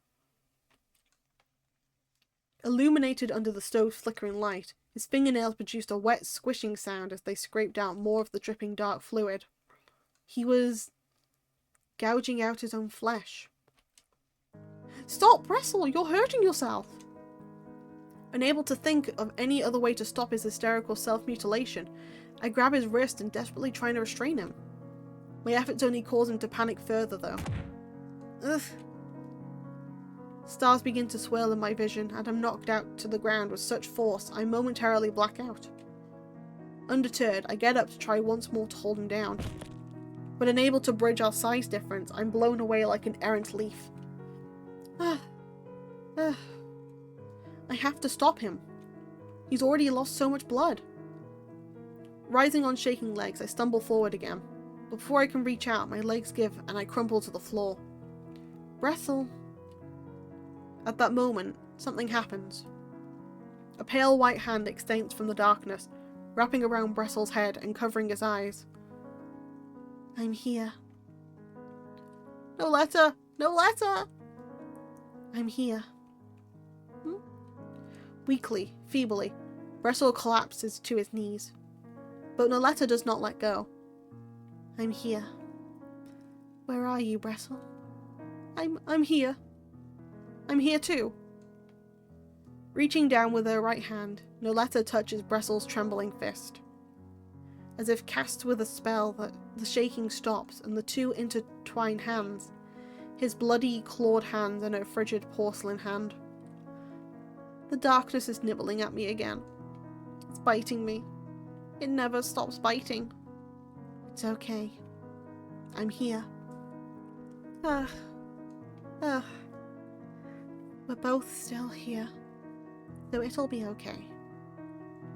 As if grasping for a lifeline, the two tightly clasp hands. Perhaps it's because I hit my head too hard. It takes a while for me to come back to my senses. Pulling myself off the ground, I take the opportunity to douse the stove flame while Bressel's eyes are shielded. When I return to check on them, I find the two sprawled out, fingers still intertwined as they slumbered. Ah. With a sigh full of many different emotions, I crouch over Brestle with a first aid kit I had recovered from the kitchen. That's when I heard the sound of the cabin door open. Oh, it's you, Mr. Damalor. It's as I feared. Looks like it was particularly nasty this time as well. Though his timing could have been a bit more ideal, I was relieved when he was here. Could you give me a hand patching Brestle up? I'm having some trouble here. Your hands are all smeared with blood, Shao. So are Shao-letters. Bleeding on young girls is a bad hobby, Brestle. Mr. Damalor shakes his head in disapproval as he washes, disinfects, and dresses Brestle's wound with practiced ease. Something like this must be child's play for a seasoned war veteran like you. His composure and expertise were on an entirely different level. I am more impressed with how calm you're staying, Shoati. I think weary describes my current state better than anything else. In any case, Brestle should recover from his injuries without any lasting damage beyond some scar tissue. It had been difficult to tell in the darkness before, but now that I was able to take my time, I realised there was a lot less blood in the room than I initially thought. Mr. Damalor and I spent some time cleaning up before carrying the Rue siblings to bed and making them comfortable. Talk about high maintenance. Even now they were both stubbornly clinging to each other's hands. In order to leave their right hands connected, we had placed Brestle in a pretty awkward position on his stomach. It was almost unfair how comfy Noletta looked, all curled up under the sheets. Oh well. Letting the tension leak from my body, I settle down next to Noletta and watch on as her chest rises intermittently in concert to her breaths. Mr. Damalor, I have some questions I'd like to ask about these two. While I had refrained from prying too much before, things had changed with this last incident. I am not certain I can give you any answers, but continue. I take some time to gather my thoughts before proceeding. Before, you were talking like you knew this could happen. You know the cause behind these episodes, don't you? Indeed, you are not mistaken. Will you tell me why this happened then? Mr. Damalor goes quiet as he mulls over what to say. To explain what happened, I have to go into their past, which I'm afraid I cannot do. You don't think I have a right to know after this experience? My apologies, but the young master has explicitly instructed me not to tell you anything.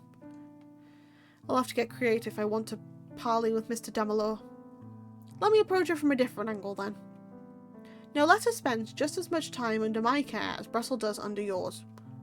Any information you withhold from me is that much less I'm equipped to dealing with should a crisis ever arise while I'm with her.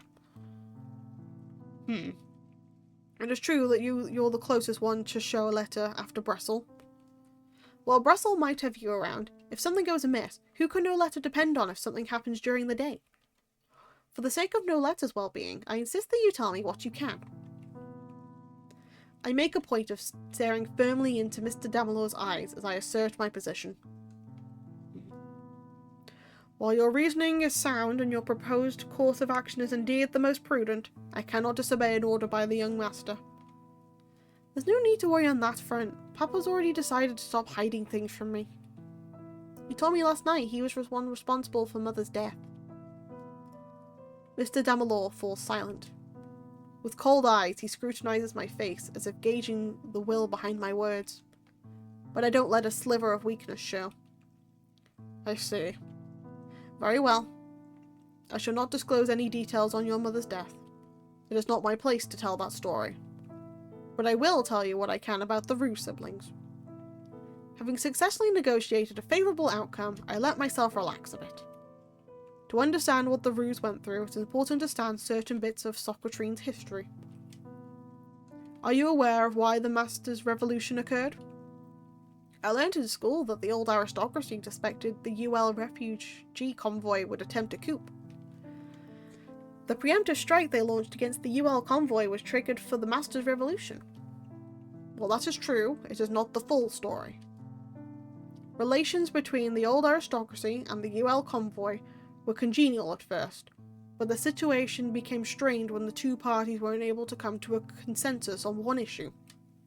That is, Socrates' closed world dilemma. While the old aristocracy had several factions with different ambitions, they were all united in one desire alone. A way to break the cage of mist that enclosed Socrates exposed the lands that lay beyond.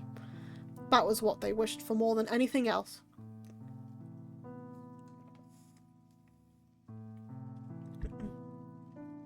Is that so?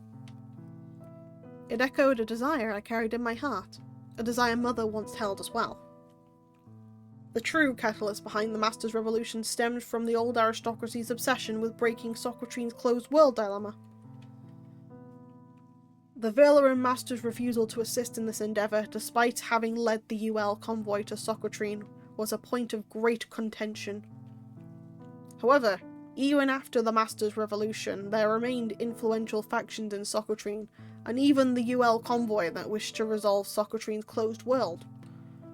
Under heavy pressure, Master maintained her hardline stance, but was eventually forced to capitulate on one front.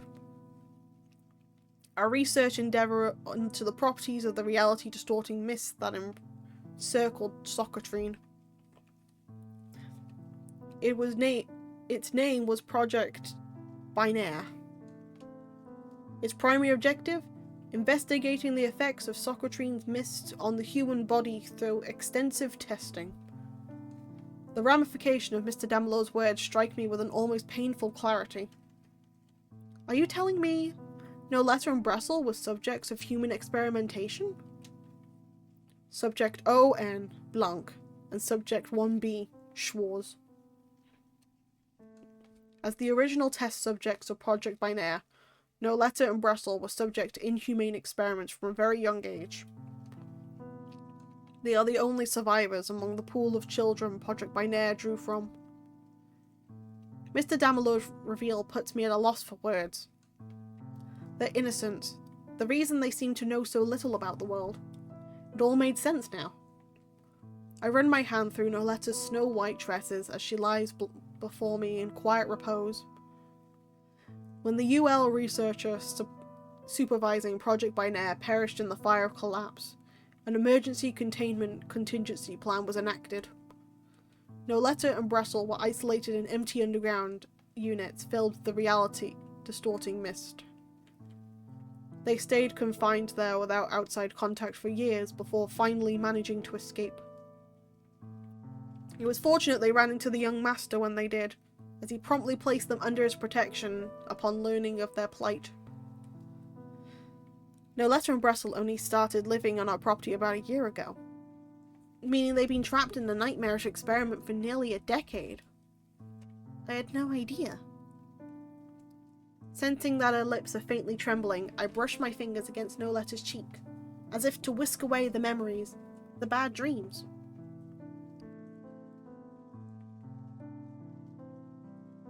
It is not completely known what triggers their episodes, but sometimes they become convinced they're still trapped in that underground space, that everything around them is just a delusion they've invented to run away from reality. Noletta. To think she's been bearing such a burden for all this time. Rain is something I've started keeping my eye out for, but be careful of anything you think might trigger a relapse. If one does happen, don't leave her side. Stay with her and do anything you can to reinforce that the world around her is true reality. Understood. Leave it to me.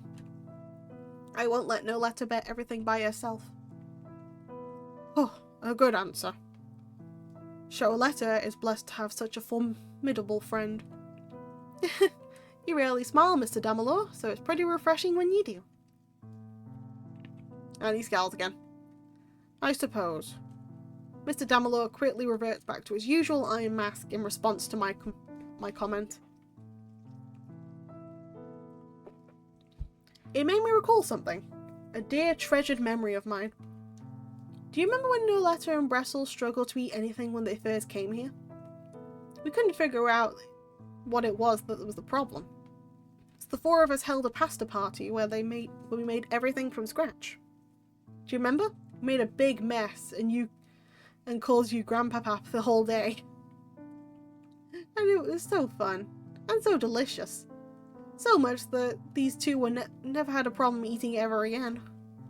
It was all thanks to the Super Master Chef Damalure. I suppose that did happen. Mr. Damalure might be po-faced all the time, but he's actually very good at taking care of people, isn't he? I've lived a long time, after all. Suddenly, unable to maintain eye contact, Mr. Damalure drops his gaze to the ground. A reflection lay within those averted eyes, a glassy mirror of one's regrets. It was a gaze I was intimately familiar with, a gaze that often lined Papa's features, the gaze of someone chained by the past. I think it's okay, you know. It's okay to find a sense of family in us. You're not turning your back on the dead by doing so. Show 80. For a moment, Mr. Damalure's eye mask breaks, but he quickly regains his composure. Thinking of me as family, isn't that going a bit too far? Isn't it fine? I think of no letter and Brassel like family, and I've only known them for a year. But Mr. Damalure has been there for as long as I can remember. That is only because the Cotard household does not properly employ house servants. There's no one as trusty as Mr. Damalure, right? No, well, the young master has always been adverse to the idea of employing house servants. But for a brief period of time, the Cotard household actually did try employing one. While they were cleaning, however, they made the grave error of tampering with the books in your mother's study. I do not know if you remember, as you were quite young, but you threw a terribly fearsome tantrum. Ever since, the young masters absolutely refused to entertain the prospect of a house servant. Is that so? Well, I don't regret it. Because that tantrum's one of the reasons you're always there for us, right? From my perspective, you are someone who has supported Papa and me all my life. It's only natural for me to consider you family. Or are you going to try and say a young girl's heart is wrong? No, but... Tell you what, I'm going to go ahead and think of you as family, and you'll do the same back. Because that's how these kind of things work. You don't overthink them. God, what have I done? What have you done? Hiya, Simp, how's it going? How you doing? What have you done?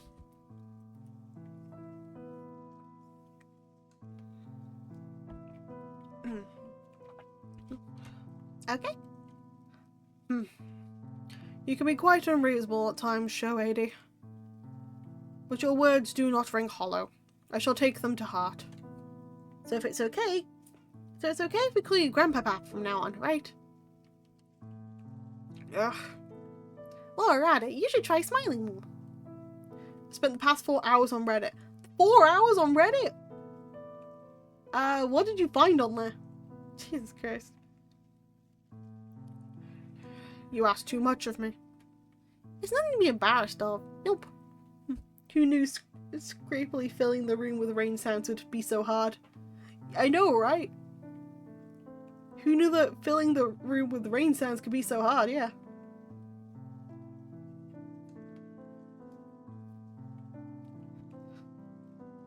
So show us those pearly whites, Grandpapa. Please stop. I don't know how to deal with situations like this. Grandpapa, Grandpapa. In any case, I will cook up a meal for these two and keep an eye on them, so feel free to take your leave. You're kicking me out. How mean. No, but if I'm not mistaken, you usually meet up with your peers on Saturday mornings. Too much memes. My memory is doomed. Oh no! I mean, while memes are life, too many memes, that can cause an issue. My Raspberry Pi's data is corrupted. I was going to use it to play rain sounds after you said the game's music would overpower the rain sound. Wow.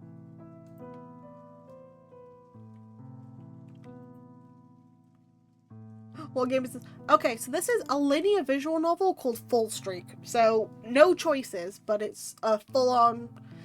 It's a full-on game with just art and storytelling, so you're able to come back to it whenever you want and just read it like a story. So I'm basically narrating this, which means I'm improving the durability of my voice.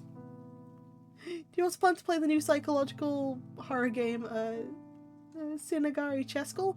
Well, welcome on in first, Mineralberry. It's a pleasure to meet you. There's fourth wall breaking psychological aspects like Doki Doki has become popular. Oh, first of all, welcome on in, Mineralberry. It's a pleasure to meet you. Secondly, that's a very good question. I don't know. 1 second, let me have a quick look at that. Let me have a quick look at that. Doki played a few days ago.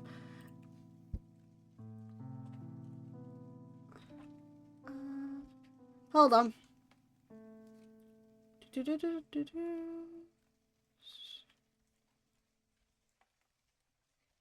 it is. Pal's best audible model. I'm just reading. Oh, this one. I mean, to be fair, it's...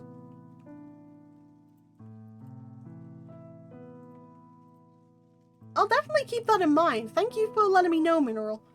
Because I was a bit curious anyway. I've got quite a few visual novels I need to play properly. This one's more of a linear one, so I don't necessarily need to think about like options and stuff for now. But I will definitely keep that in mind to consider for the future. Thank you for that. What Dofi played a few days ago. I think this is what Dofi played. I forgot whether that was a few days or weeks ago. I don't know. You've been on Reddit for too long, so that's why you can't tell.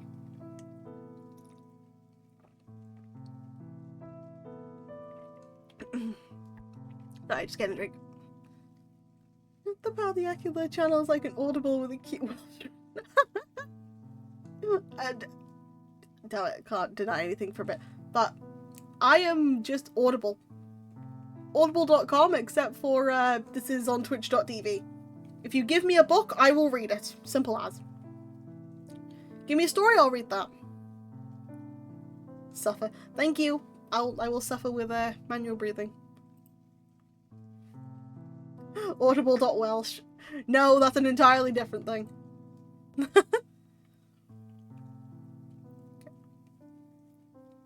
Saturday mornings. It would be prudent not to keep them waiting. That's true. If I keep them waiting any longer, they probably start to worry.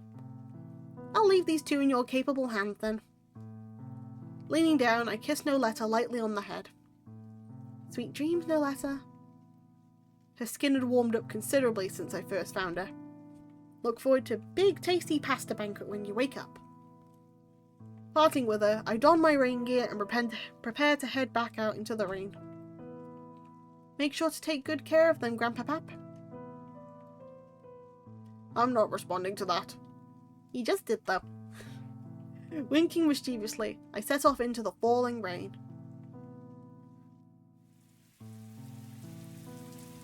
There's some rain noises. Stop suffering. Thank you.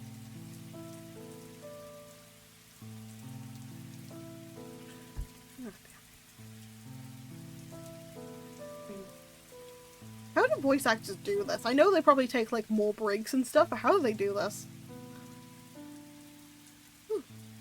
Actually, I know how they do this. They don't have to read as many lines. They have other people reading other lines too. I need to get a ragtag team of adventurers to just help me voice stuff one day. It's like, I pick you, just come in and read for me. When I'm a good distance away, I stop to look back at the misty cabin one last time. All of it. For the sake of breaking Socrate's closed world. I shake my head lightly to dispel the unwelcome thoughts that filter into the back of my mind. What should I tell the others? Though I wanted us to all be there for Noletta, perhaps it'd be best to hold off for today. Noletta was resting right now. Making everyone anxious to check up on her wouldn't do. And it would also be a big help to have some time to digest everything myself. Tired. My footsteps falter to a halt almost immediately after I start walking again. The adrenaline from earlier had long worn off, leaving my body in an achy half daze. Too much has happened. It was wearing me thin. Hear me, 80? 80! Huh? As I trekked through the rain, I belatedly realized there was someone at my side. Ah, good morning, 80! When she finally gets my attention, she swells with such delight I can't help but imagine a wagging tail behind her. Alright, I'm alert because I still need to finish some work. Go get that work done, Simp. You've got this. I believe in you.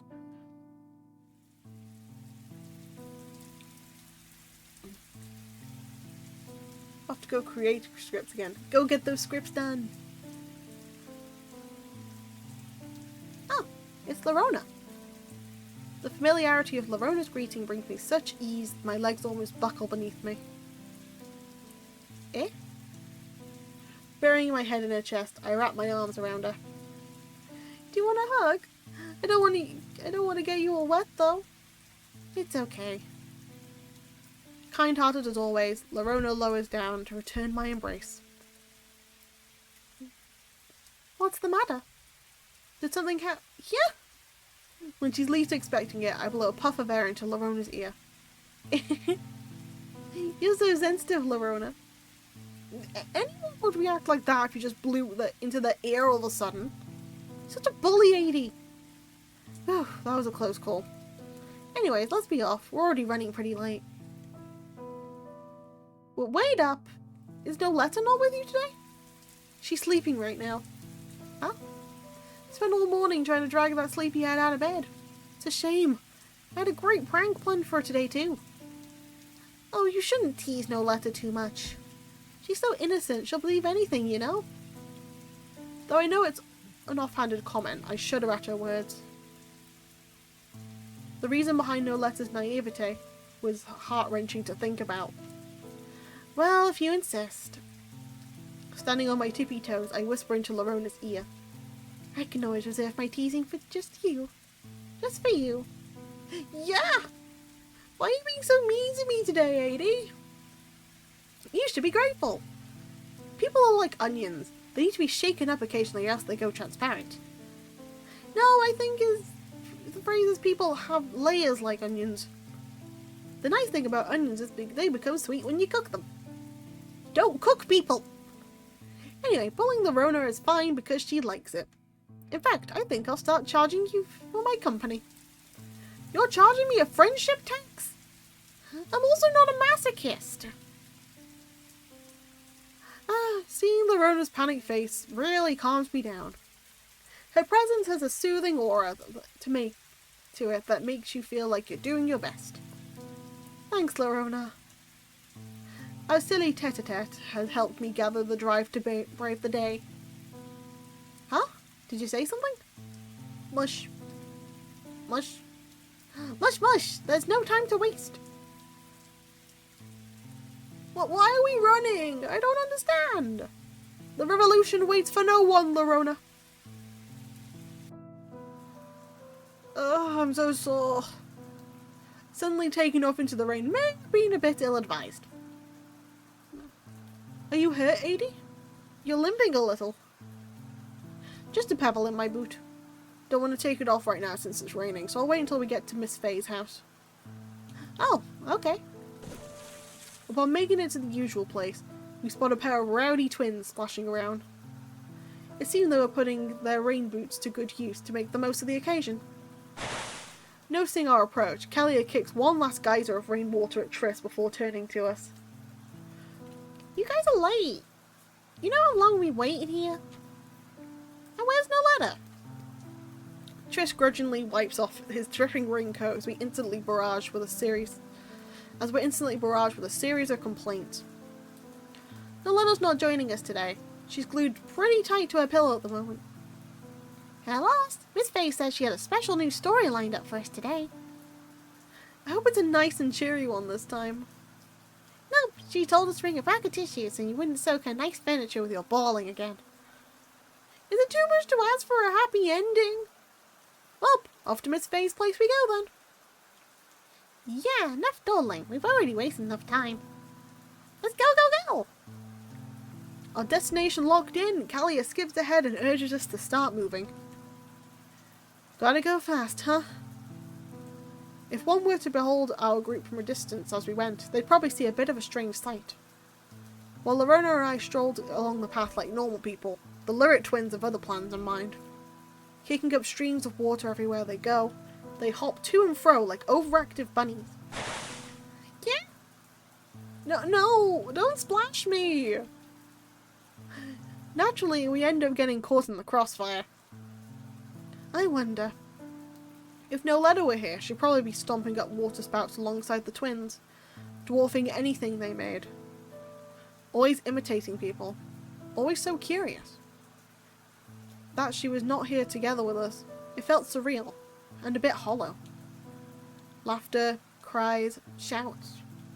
I watch on from the side, a lighthouse on a far shore. Under the cold rain of a dreary overcast sky, they danced. Lively and carefree. They danced in opposition to stagnancy, colouring over the monochrome world with their vibrant acts of life. But I was not there with them.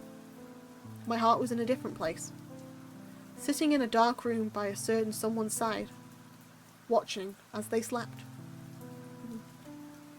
Wait for us, Noletta.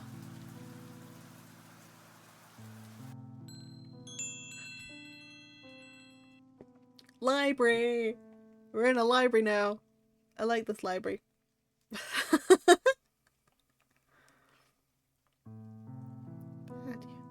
If you give me one moment, I need to go feed his lordship, aka, buddy. So I'm gonna go quickly feed his lordship, and then I'll be right back. Don't set anything on fire while I'm gone.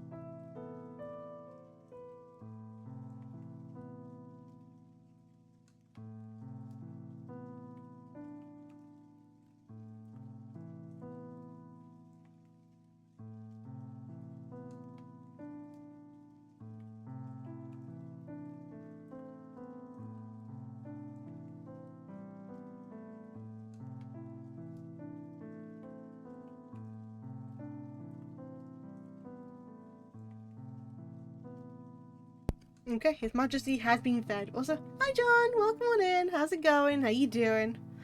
Welcome, welcome. We'd be reading, and we're now in a library. We're in a library. Triggered by the doors opening, a little bell chimes out to signal that guests have arrived. Miss Fay's abode was not a normal residence by any means. A fact any entering visitor was immediately made acutely aware of. The first thing one ever beheld upon stepping foot in her home was the breathtaking sight of towering bookshelves sprawling out before them. It was no overstatement to say that the Pharaoh house owned and administrated Socrates' largest library. Doing good, just randomly waking up. Randomly waking up? What an early bird. What an early bird. As long as you wake up in a more relaxed environment rather than needing to like force yourself to wake up, okay? 6 a.m. Ah, it's early. It's early. I was up at 6 a.m. as well. Oh. The large central room we were in easily dominated the majority of the building, containing everything from recently bound novels to dusty tomes that spoke of ancient history. Yeah, I can totally go back to sleep. If you feel like you want to go back to sleep, then go for it. It was a place that bled an otherworldly sense of mystique. Hello! Callie's announcement of our arrival reverberates throughout the massive room. Donk. A sound like something hitting wood, followed by the racket of collapsing books. Rounding the corner, we discover Alouette, swaying amidst the pile of fallen books, with stars orbiting around her head. Oh wow, you surprised Alouette. Are you okay, Alouette? Didn't you hear the bell? Alouette had her head in the bookcase, so she didn't hear. Oh wow. Taking care not to step on any books, I pat Alouette on the head. Pat the peon. Pain, pain, go away. What? Thank you, ID. Aside from her job at the Morella Bakery, Alouette also held a job working here under Miss Fay. Dealing with such a hefty workload day to day, she's quite a workaholic, isn't she? Yeah, all out of order now. Turning to the nearby shelf, Alouette begins the painstaking task of reorganizing the books in their proper order. Do you want us to help out? It'll go faster if we chip in. But Alouette shakes her head. No, can't lend a hand. If not right in right order, Belly will scold Alouette. Scold! Scold! A voice speaks up from behind us as Alouette rather humorously impersonates an angry Miss Fay. I do not sound like that. Also, don't make it seem like I bully you all the time, Alouette. Oh, you stream visual novels. This is a linear visual novel. But hi, Indy. How's it going? How you doing? Welcome on in. I hope you're having a wonderful day. Yes, this one is a linear visual novel called Fallstreak. So, instead of just doing like a normal streamy thing, I thought to, this is more of like a full-on reading thing instead. Because I like narration, so I like to narrate stuff myself, so it's quite fun. Yeah, how's it going? How you doing?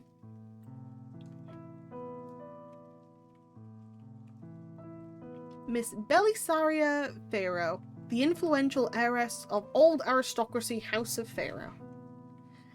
A crisply dressed woman with roseate eyes, she was a childhood friend with Papa and the Lyrit's dad, Ortoon. She was also Mother's cousin, being one of the few that shared a close relationship with her. After we're done here, I'll stay behind. There were questions I wanted to ask her in light of what I have learned yesterday. Isn't it true you bully Alouette all the time, though? Bullying's such a crude way to put it. There's more than one way for someone to express their love, you know. Belly loves Alouette, right?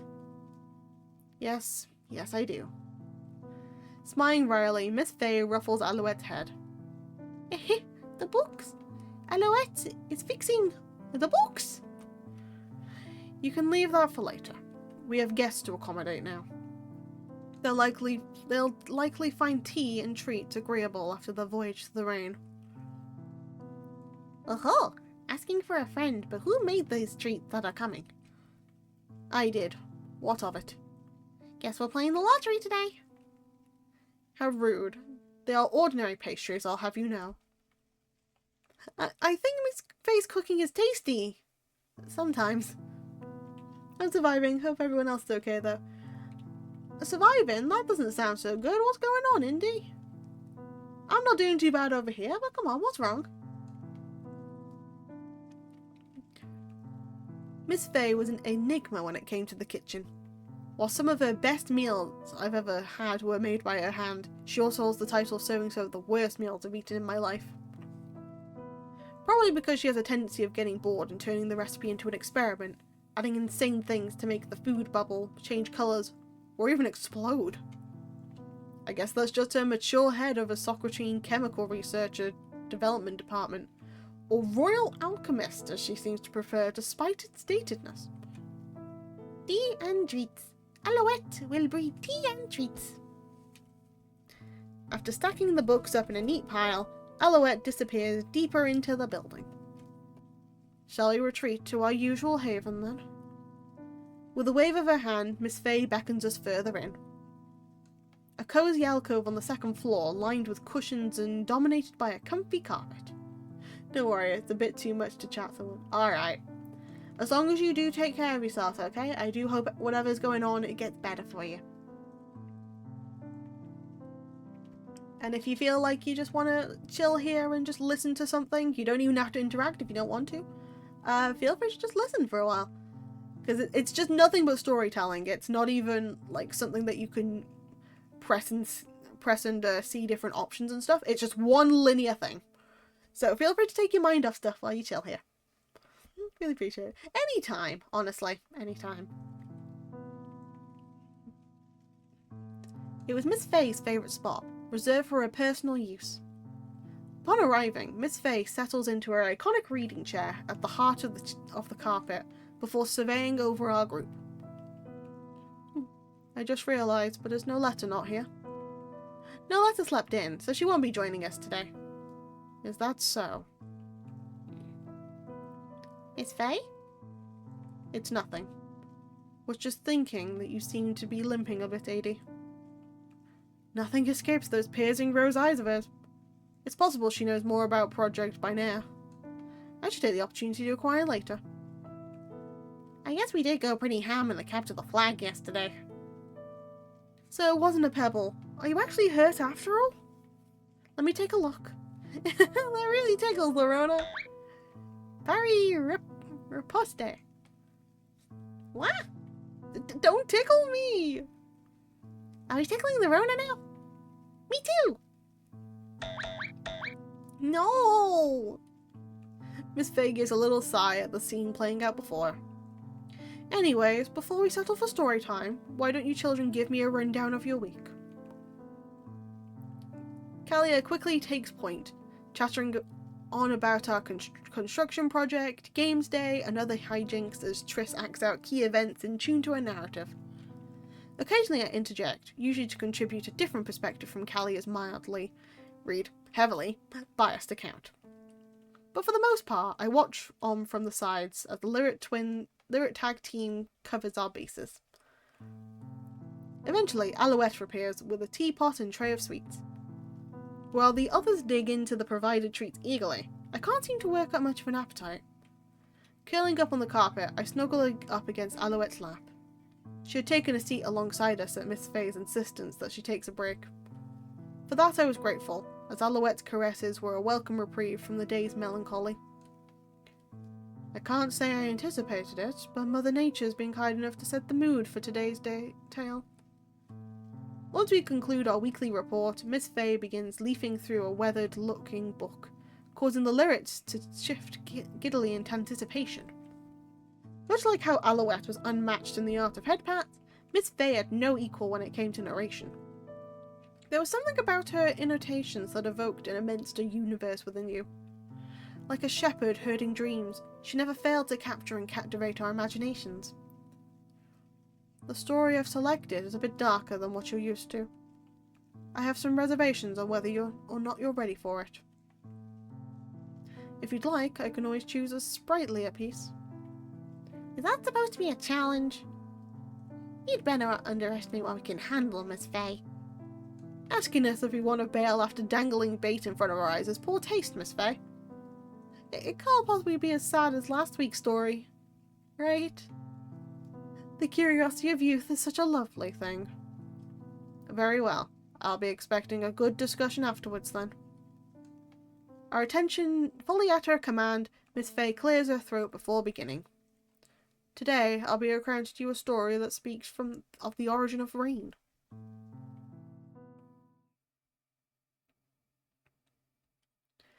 There was once a village in a faraway land. Its people lived harmoniously off the land, leading happy and fulfilled lives. Life was vibrant and full of colour, and children played carefreely amidst chirping birds. But one day, the clouds disappeared from the sky, and rain stopped falling upon the land. The rivers running through the fields dwindled and dried up, leaving nothing for the people to drink. Soon, even the crops began to wilt and shrivel away, causing the people to despair as food ran short. Eking out everything they could to make it to the next day, the villagers managed to endure. But no matter how long they held on, the rain did not come. No matter how much they entreated the heavens, the sky did not hear their prayers. It was when all hope seemed to be lost that whispers of a heavenly saviour began to spread through the village. Somewhere in the nearby forest, where the foliage had remained green and healthy, there was rumoured to be a goddess with miraculous powers, a goddess blessed with the ability to produce streams of pure, unadulterated water. Families with no options left clung to this mysterious rumour, searching the forest desperately for the fabled goddess. Then, one fateful day, a mother whose son was on the verge of death finally encountered the goddess of legend.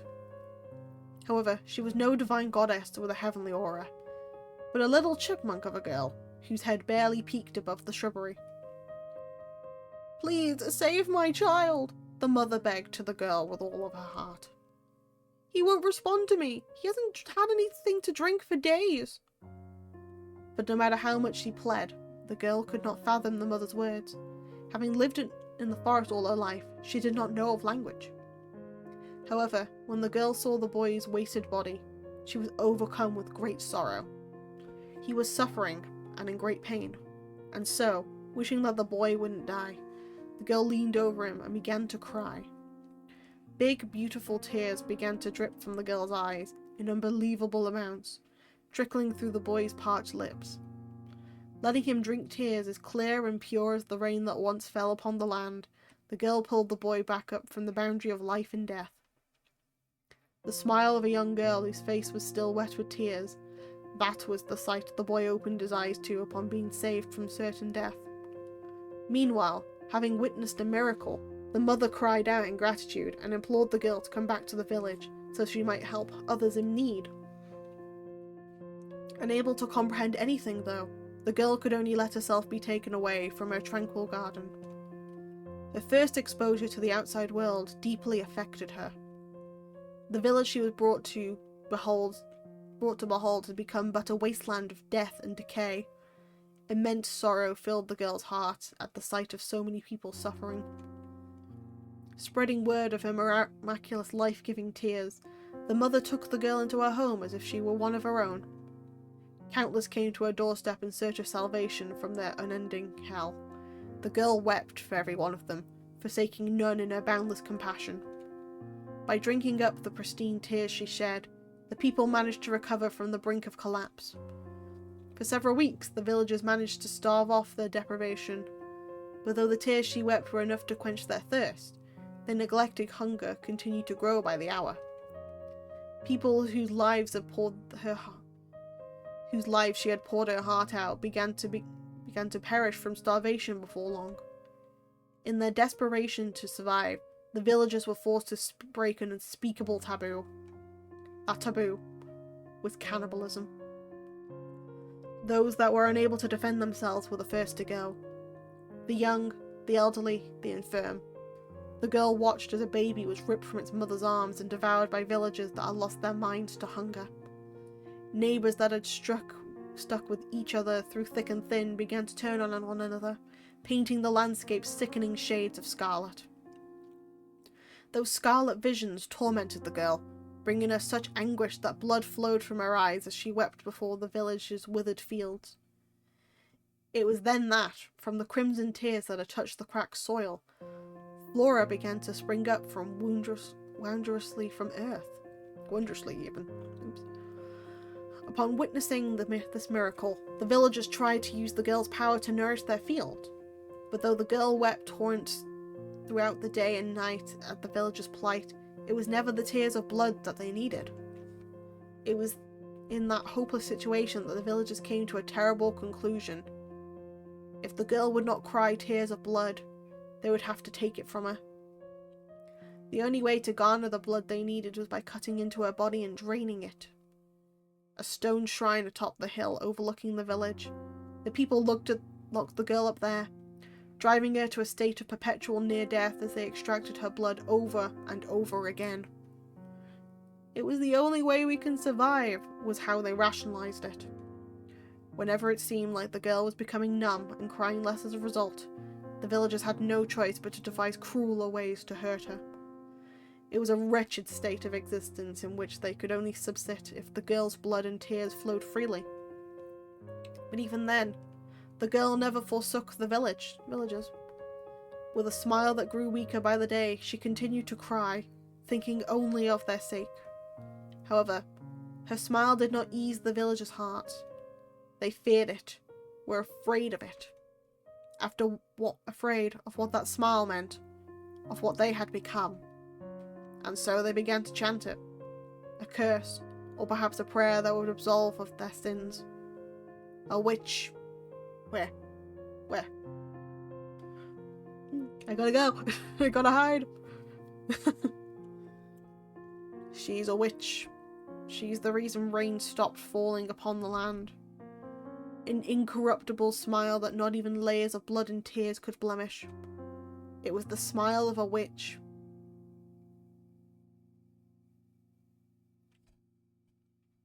I'm not smiling, you are. Oh dear. It's always a witch that seems to cause the issue. And while there were none that could turn a deaf ear to the girl's sobs, which trickled without end from the top of the hill, no one spoke of it. Their throats quenched and their bellies full, the villagers chose not to see, not to hear. For the land had begun to flourish and regain its colour under the nourishment of the girl's blessed blood and tears.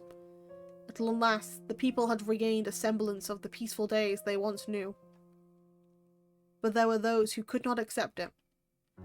Back in the house the girl had called home since coming to the village, the young boy whose life had been saved from the forest asked of his mother, "Mother, why won't you drink?"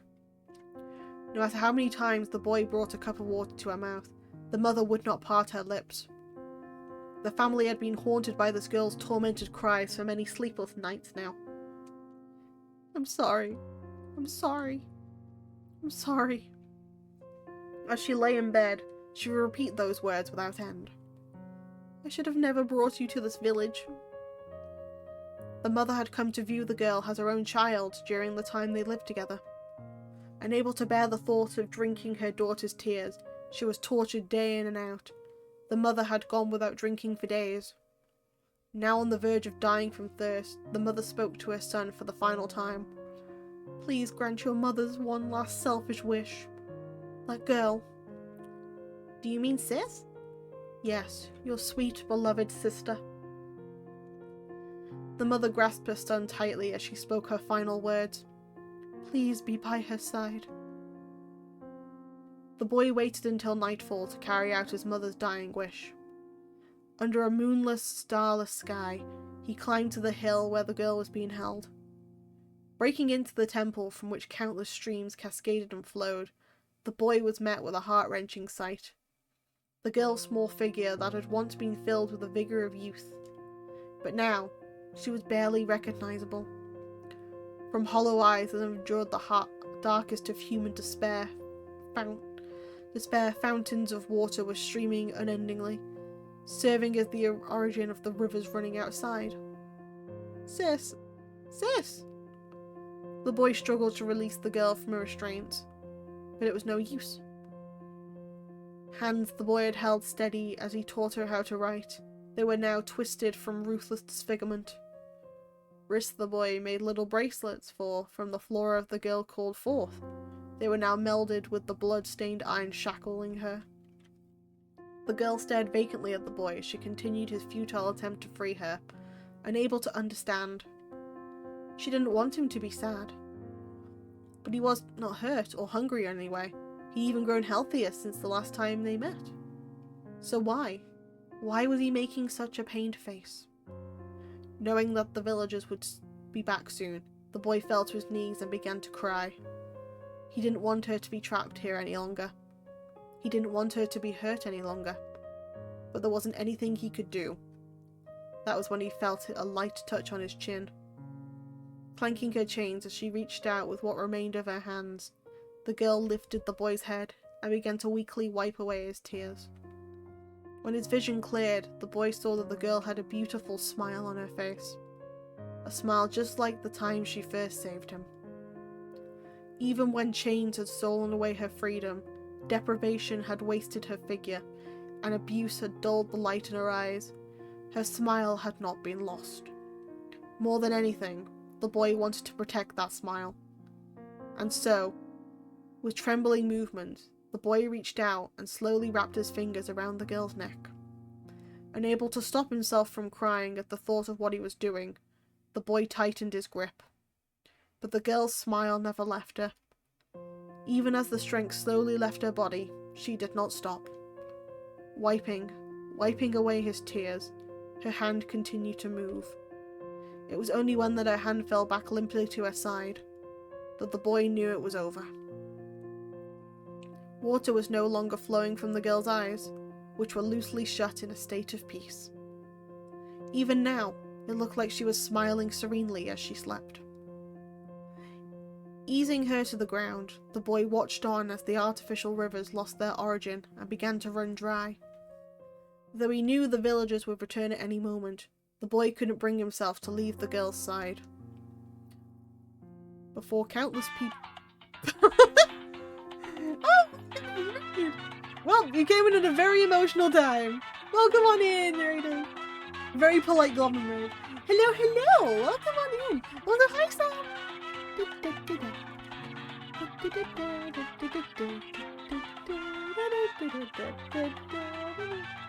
You timed that at a very, very emotional moment, so I thank you for that. So no crying today.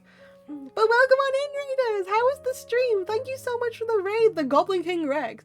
Thank you so much, Your Majesty. It's an absolute pleasure.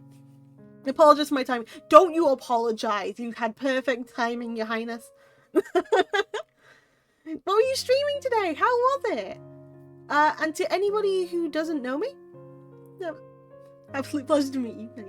Nice. To anyone who doesn't know me, hello, hi, howdy. My name's Paldi Acula, head librarian and resident witch of the Archives, a library based in the Void. I tend to do more cozy and comfy streams, reading, writing, all sorts of bits and bobs. For now, I'm currently reading a visual novel called Fallstreak, which is a linear visual novel that happens to be you just read all the way through, but it's a very compelling story. So yeah, it's a pleasure to meet you all. Very polite Goblin Raid, yay! We were playing Marvel Rivals and then we played some Balatro. Nice! Nice. Trying to get my goblins to go eep. Well, this is a good time to come over here because I am doing something to help people go to sleep as well. So it turns out Overwatch has managed to make me act like a little kid again. Oh dear. The Goblin Man's very nice. The Goblin Man seems very nice. And also thank you for the maid outfit, Noisy. finally fixed game. Nice. Little vampire recommended you. Yeah, oh my goodness, Sam. Sam is just absolute sweetie pie. Also check her out too. Da, da, da. But yes, no, for anybody who just come in, especially you as well, Your Highness Rex. Absolute cutie, she is. But yes, if anyone needs to go eat, sleep, get something to drink, get a shower, take over a government, take care of your pets, go do that first, and then feel free to come back and relax here. Also, before I forget, Roxy, Soxy, Coxy, thank you so much for the follow. Welcome to the archives, the membership's at the front desk. And, Goblin and Rex, thank you much for the follow too, Jesus Christ! Thank you for the follow as well. Welcome to the archives, membership at the front desk. And oh my goodness, the second raid, Jesus Christ. Go to, yeah, no worries, go to Lou. But for now, XD! 2 in a row, Jesus Christ! Welcome on in, Raiders! Part 2, Electric Boogaloo. Hi, Exy, how was your stream? And welcome on in, everybody. How's it all going? How y'all doing today? Hiya, Draco. I'm doing okay, thank you. How about you? How's it going? How you doing? Is anyone... I hope everyone had a good stream. What were you doing then, Exy? And welcome on in, Azzy. Welcome, Jules. Welcome, Rose. Jesus Christ, sorry. 2 raids in a row. I was already sorting out the first raid. The second raid is now throwing me off.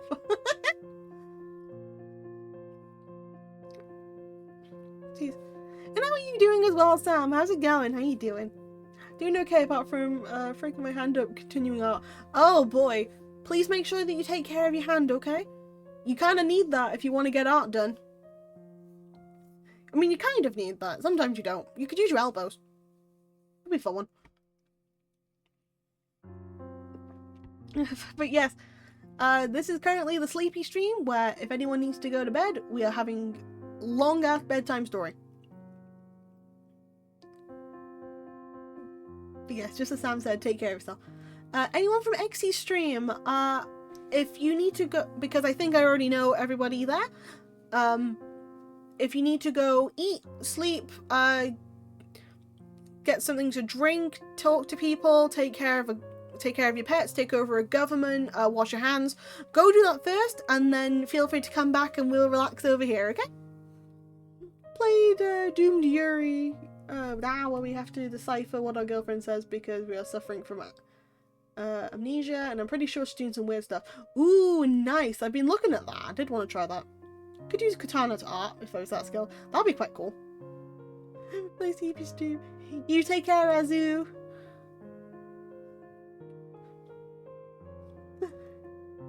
You got life stuff if they're gonna happen. Enjoy your time if you have to come back. Why are you a maid? Noisy did it. Noisy did it. Oh, I've got to collab again. We do have to collab again at some point. We're gonna have to find something to collab with though. You want to clean my place? You know what? Knowing how big your place is, I'll clean it. I still have the banana you gave me anyway. The little charm you have. Horror games. Horror games would be funny. I would try that. Okay. But yes, we are currently reading a linear visual novel. So at the moment, we are just reading. Lethal or Phasma or something. Well, we can try doing all that. Calcium chaos. Yes. The banana. Yes, the banana. Okay. Before long, countless people swarmed to the temple, enraged that their life-giving water had stopped flowing. They could not forgive the culprit that had destroyed the village foundations and condemned them all to certain death. You killed the witch. You killed the witch. They've already considered that the person that they had was a witch. I'm gonna go now. Body is not a best friend of mine, so currently to rest. Bye bye, have fun. You take care, Exy. Hulva Amitra. You're about me, head to bed. If I sleep, I sleep. If I watch, I shall bother you. No worries, Exo. You go take care as well. Hulva Amitra. Nostar. Good night. Goodbye for now. What are you speaking? Welsh! Exi, I'm speaking Welsh. Hulva Amitra. Goodbye for now. Welsh doesn't exist. Right, German doesn't exist then. Simple. She's not a witch. I'm just basically just English according to you. Damn. She's not a witch. She's not a witch. To the villagers' outrage, the boy roared back with his anger of his own. That's not Welsh, that's Walesian. Oh, my mistake. My mistake.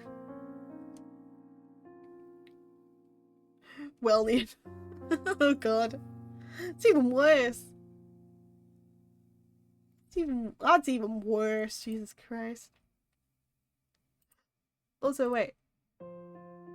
I'm just one follower off getting 500 today, and then I could do celebrations. I'm just one person off.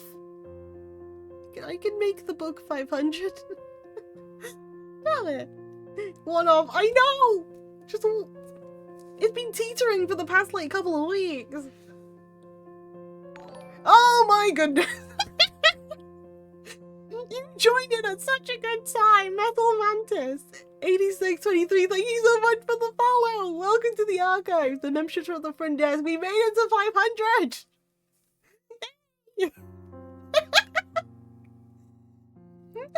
Hello, you have such good timing. I adore you so much.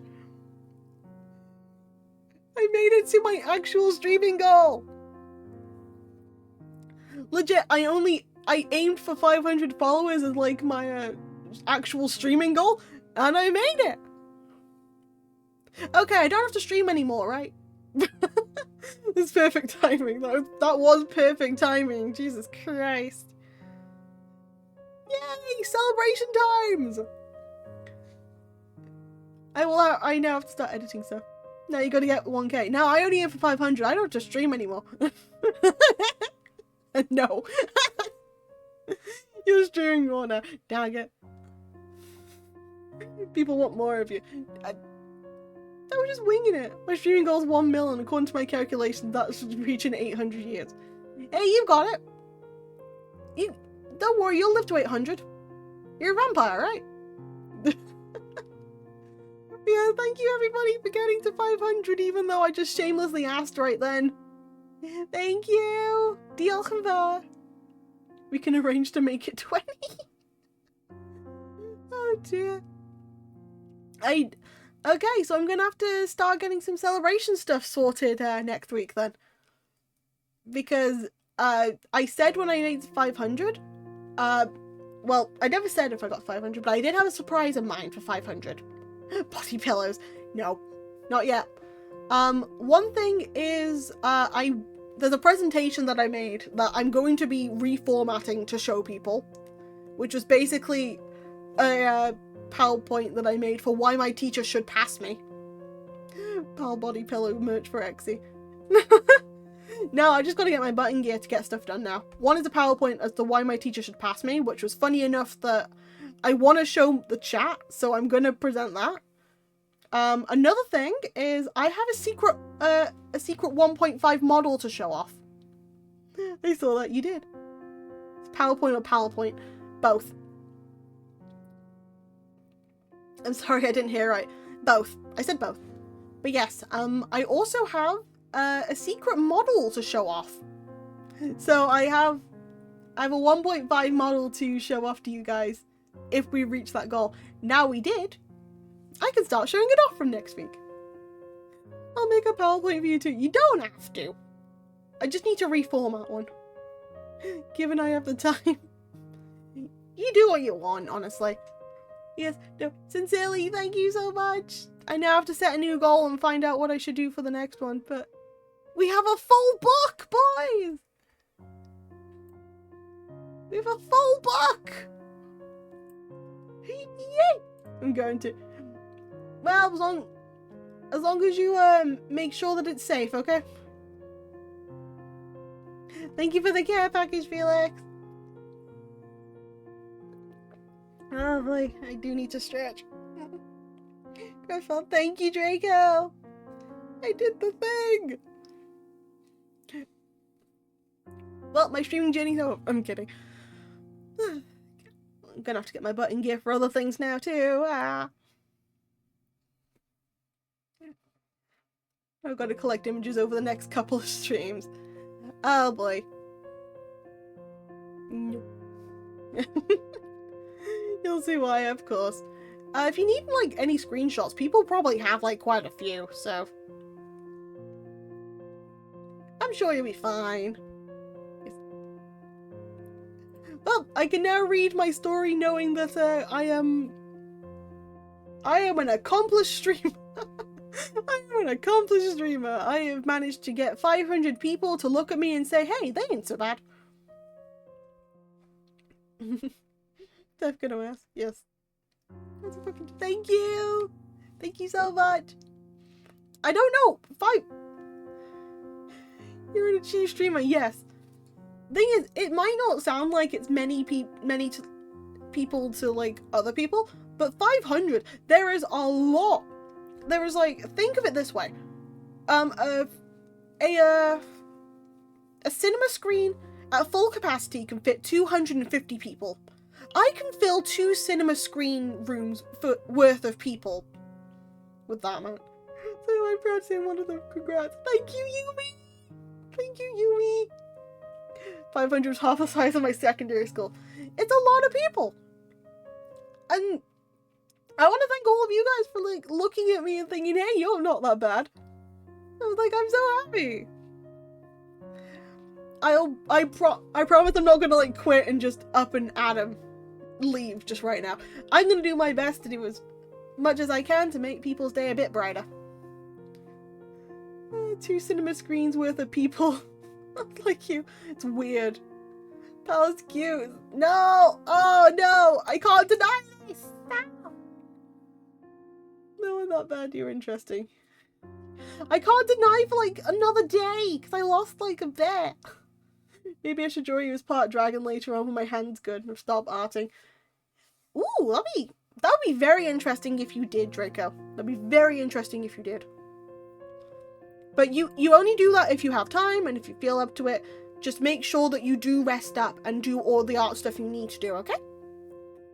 I'd rather you get your art stuff done and then you can sort something out. 2 cinema screens where the people reunited to enjoy cute. Nice. Of course you think that. I'm gonna have to make like a little celebration for this, so expect like a celebration next week, because ironically, Monday next week is also my streaming anniversary for like becoming affiliate. My affiliate anniversary is next week. So that's actually really good timing.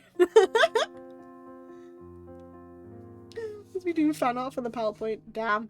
If you make a PowerPoint, I will present it. I'm telling you that now. I'm very poopy. It's all good. I choose what art stuff I do and I will rest up. That's fine. And thank you, John. Paliversary. Yes, it is a paliversary next week for reaching affiliate. So we got 500. I don't know what to set for the next goal because I want to set like a new goal. I don't know what to do. So thank you for the head pat, Apollyon. Thank you. How you doing, Apollyon? Long time no see. How's it going? How you doing?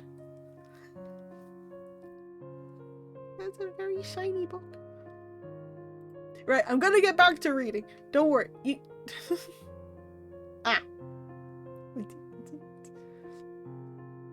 I'm just a DJ, like, with a book. It's great. Okay. The girl had wiped away everyone's tears, stopping at nothing to help others in need. But who had been there to wipe hers away?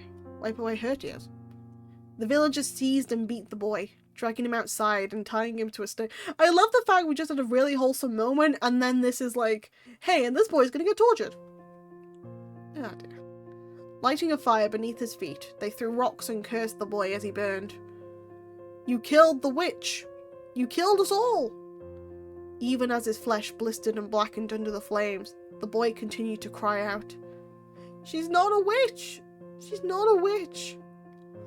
In a broken voice, the boy repeated it over and over again. She's not a witch. But his cries fell upon unhearing ears, until at long last, he stopped moving. It was then that something impossible began to happen. Something began to fall from the sky.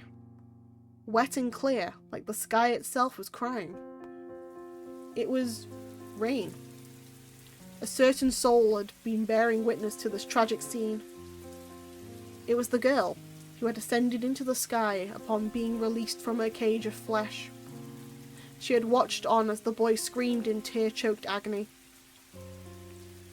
Cursed by everyone, forsaken by the world, he died in great pain, his voice having reached no one. She had watched, powerless to stop it, no matter how much she wished to. And so, with eyes overflowing with more tears than ever before, from heaven she cried.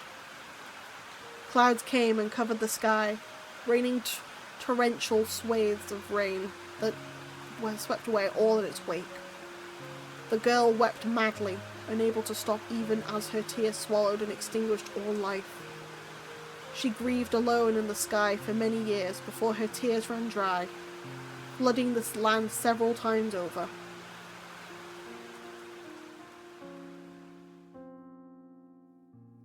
Many millennia passed before the waters finally receded.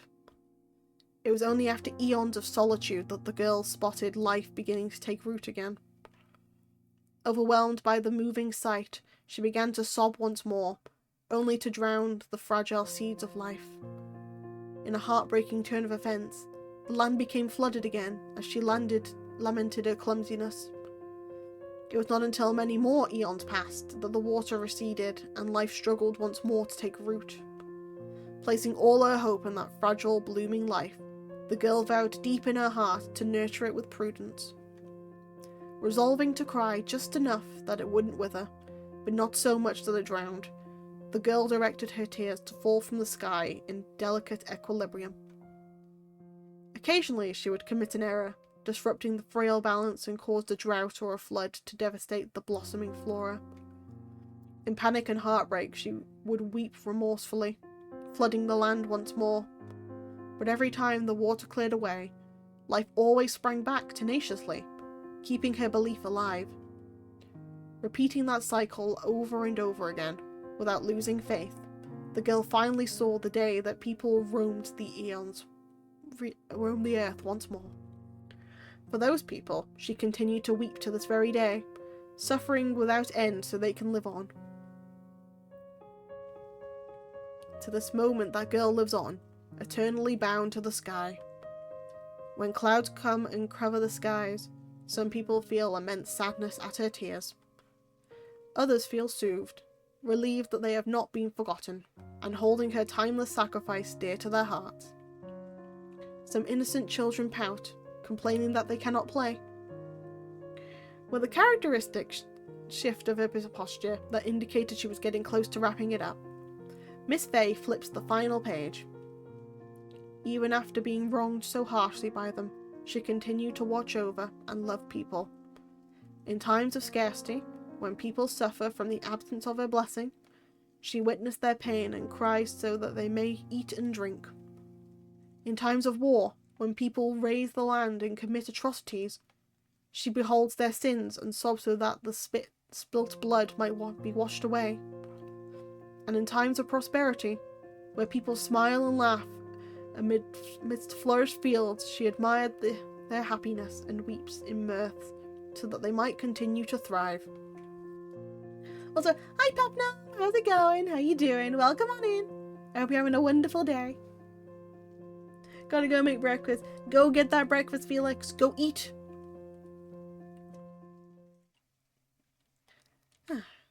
With a deep breath, Miss Fay concludes the somber story. Hope you have a wonderful stream. You're an amazing pal. Also cute. Felix. Get in the washing machine, Felix. You go take care, okay? Wonderful. I'm Mitra. Goodbye for now. Thank you for the head pat. Thank you, thank you, thank you. With a deep breath, Miss Fay concludes the somber story. Slowly shutting the book, she leans back into her chair, to let the ending ferment in our minds. There we go. Good job, Felix. So, what do you think? Certainly not the tamest of stories, huh? Miss Fay smiles wickedly as she surveys our speechless faces. Wow! You shot! Shedding tears that would give the rain goddess a run for her money, Larona latches onto the closest person to her. Blows nose. With a hapless expression, Trish rubs her back as she bawls and blows snot all over him. Throw in a little asphyxiation and you two could reenact the temple scene for us. Knowing these two, though, our tragic narrative would veer straight into slapstick territory. After all she did for them, I can't believe what the villagers did to the girl. It was inhuman. It was perfectly human. Most people would do the same if placed in that situation. Even if I were to die from hunger, I can't imagine doing what they did. We can only say that because we don't know what it's like to be on the verge of starvation. It's not only about yourself as well. Each of those villagers had people they held dear, friends and family that was slowly dying alongside them. If the only way was to save your kin was through forsaking an outsider, then there's no question what you choose. Why do I have the bucket? Come on. Wait, I've got the bucket on too. Damn. The scale will only ever tip one way if you weigh the life of a loved one against the life of a stranger. But the girl wasn't a stranger to the villagers. She saved each and every one of their lives and suffered beside them. I just can't accept it. How they turn on the very one who reached out to them when they needed something the most. She must have felt so betrayed, so alone. What I can't understand is, why did they start calling her a witch? What reason did they have to be afraid of her? I like the fact it's like, oh yeah, calling her a witch is very scary, and then you just look at like my model right now as a witch librarian, and it's just headphones, sunglasses, a book, and then just a bucket. Ah yes, witches are terrifying, guys. Witches are utterly terrifying.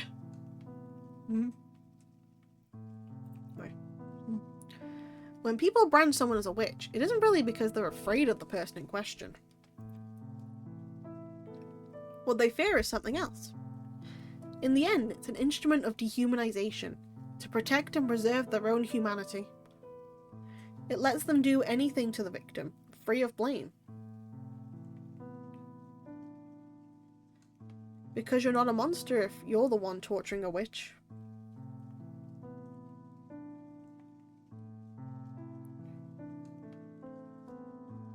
Sorry, just double checking something. That's the part I hate the most. The brand her as a witch even though she's devoted everything to them. Seriously pisses me off. That must have been how the boy felt when the villagers kept calling her that. He kept rejecting it until the very end. A solemn silence descended upon us as we recalled the scene in question. It's true. The term witch is more often than not a sin of the sayer. Regardless of how the villagers dressed it, though, what lays at the crux of the story is the concept of forsaking one to ensure the survival of many. It's classic utilitarianism. I hate that kind of thinking. The idea that humanity needs to sacrifice for the people for the greater good. I get how you feel, Kalia. But it can't be denied that much of life that we know has been built on the sacrifice of others. Even so, people's lives aren't numbered to be plugged into some formula. Yes, utilitarianism is a philosophy for cogs, not human beings. But it's not always the case that humanity takes lives for the greater good. There are times where people willingly offer it up. I don't think we have any right to deny them for doing so. It was a shaky belief. No, something more uncertain, like a hope. Mother's death on the day I was born, Papa's confession to killing her. The fact that I was here now, at this time, at this place. The fact that she was not. Was Mother's death a sacrifice? A sacrifice to bring me into the world? If so, I wanted to believe. I needed to believe that she had chosen this path of her own will, that she had wished for it. Humanity will always need a sacrifice, even when it doesn't wish for one. Recall how there used to be rain at the very beginning of the story. It follows to imagine that there was previously another sacrifice that made rain fall from the sky. A role that is replaced over time, like a cycle that nobody wishes for, but everyone still needs. Miss Fay adjusted her glasses and gives a small sigh. Listen well, children. All human beings hurt something simply by being alive. Just by continuing to exist, the choice to forsake something to gain something has been made. There is nothing wrong with that. It is no sin to be alive. There was no mistake. She was looking straight at me. Miss Fay. To tell the truth, it didn't matter what the villagers did. Even if the boy never killed the girl and the villagers continued extracting her blood, the villager's fate doesn't change. No one could survive having their blood drained like that for long. Eventually the girl would have perished, with the village expiring alongside her. No matter what anyone does, it'll end the same way. Something like that is just too hopeless. No matter how much they struggled, no happy ending awaited the characters in the story. Such was the script they were bound by. Rain is saddening yet soothing. Life is a child that cannot survive without drinking up the tears of the mothers that gave birth to it. And yet, in the end, the people were drowned by the very life-giving water that nourished them. How poetic. Unfolding her legs, Miss Fay rises from her seat. Anyways, that's about all the time I have for you children. Turning to me, Miss Fay pulls a sealed letter out of her pocket. This is for your father, Adie. Be sure he gets it. And make sure you don't peek. I'll tell him he has a new stack of paperwork to finish by tonight. Let's just say the two of us have a long discussion to be had. Though I was curious about the letter's contents, I had no intention of betraying Miss Fay's trust. Thank you for telling us such a unique story today, Miss Fay. It definitely made me you think. I think it said it definitely made me think, but it's me you think. It was pretty messed up, but today's story was one of my favourites. I'm glad we ended up reading it. You better not pull any punches when it comes to the intense stuff like this, Miss Fay. The girl's devotion to people was so admirable. Even though it was so sad, I really liked it. But maybe it wouldn't hurt to have a cheerier story next week. People fall in love with sad stories as well as happy stories. Compassionate yet cruel, we wish for happiness while seeking sadness. Human beings are such a messy bundle of contradictions. But in the end, isn't that the way we should be? Oh, Miss Fay? Triss is curious on what the title of the story is and who wrote it. Unknown. Though I can't conceive why. Everything but the text itself has been omitted. A book without a title, where even the author remains unnamed.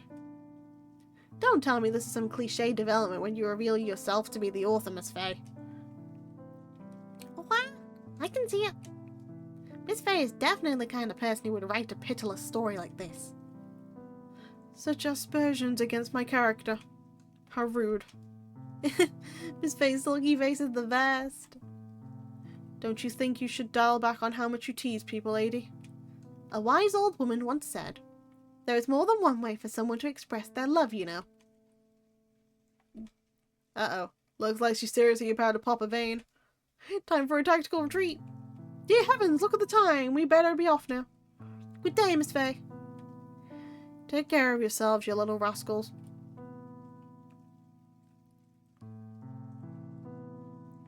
As I don my rain gear and make to leave the others, though, a sudden pain spikes through my right eye. Overcome with vertigo, I lose my balance and bump into someone. Oh, Alouette. You've been so quiet I forgot you were here. Alouette just woke up. Munya. Ah, so you were sleeping. For some reason her complexion seemed much paler than usual. Alouette, is something wrong? What's the matter? If you don't tell me with your words, I won't understand. Alouette had a bad dream. Tell me, Alouette. Drawing close, Miss Fay places her hand on Alouette's shoulders. What happened in your dream? What was it about? No. Alouette doesn't know. Alouette doesn't remember. I see. Go ahead and see the children off. If the rain doesn't get better, you're welcome to stay the night. A sleepover with Belly. Sounds fun. But everyone is waiting for me back home. Without responding, Miss Fay disappears deeper into the building. What are you two dilly-dallying around here for? We're all ready to go. Coming. The pain in my eye was still throbbing, making it difficult to gather my thoughts as I followed behind the others. The rain had greatly intensified during our stay. Its pervasive roaring was as if the earth itself was rebelling against the sky. Wow, it's gotten pretty bad. As much as I hate to, should we call it a day and go home? You three go ahead. I need to talk with Miss Fay about something, so I'll be staying behind. Alright, guess see you tomorrow then. Make sure you rest up, okay, Lady? Yeah. Upon separating with them, I gazed up at the dreary overcast sky.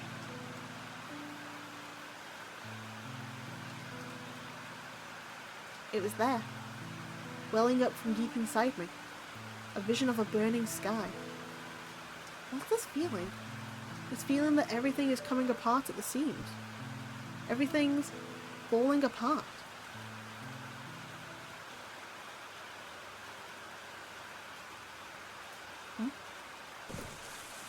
We've now shifted to Triss's perspective. Pick up the pace, Triss. We're gonna look like drowned cats by the time we get home. The onslaught of raindrops pounded on us like tiny hammers, rendering Calia's shouts barely audible. I don't really know how to voice Triss, because you don't really give him like a We were running home after separating with everyone else. Something caused me to stop in my tracks though. Triss, we're not gonna get dry by the moment here. Callian complains to me as she skids to a halt. But she falls silent when I raise my hand and point to my ear. Though faint, something that clashed disharmoniously against the roaring rain can be heard. Concentrating on my hearing, I wander off the path to a nearby brush. Is that a bird? Something sounds wrong with it. Something about the cry's tone was hurting my ears, or hurting my heart even. Over there, Triss! It lay in a hole lined with frayed netting. A bird with a blazing orange feathers. A phoenix orange? A species that was supposed to have gone extinct since the fire collapsed.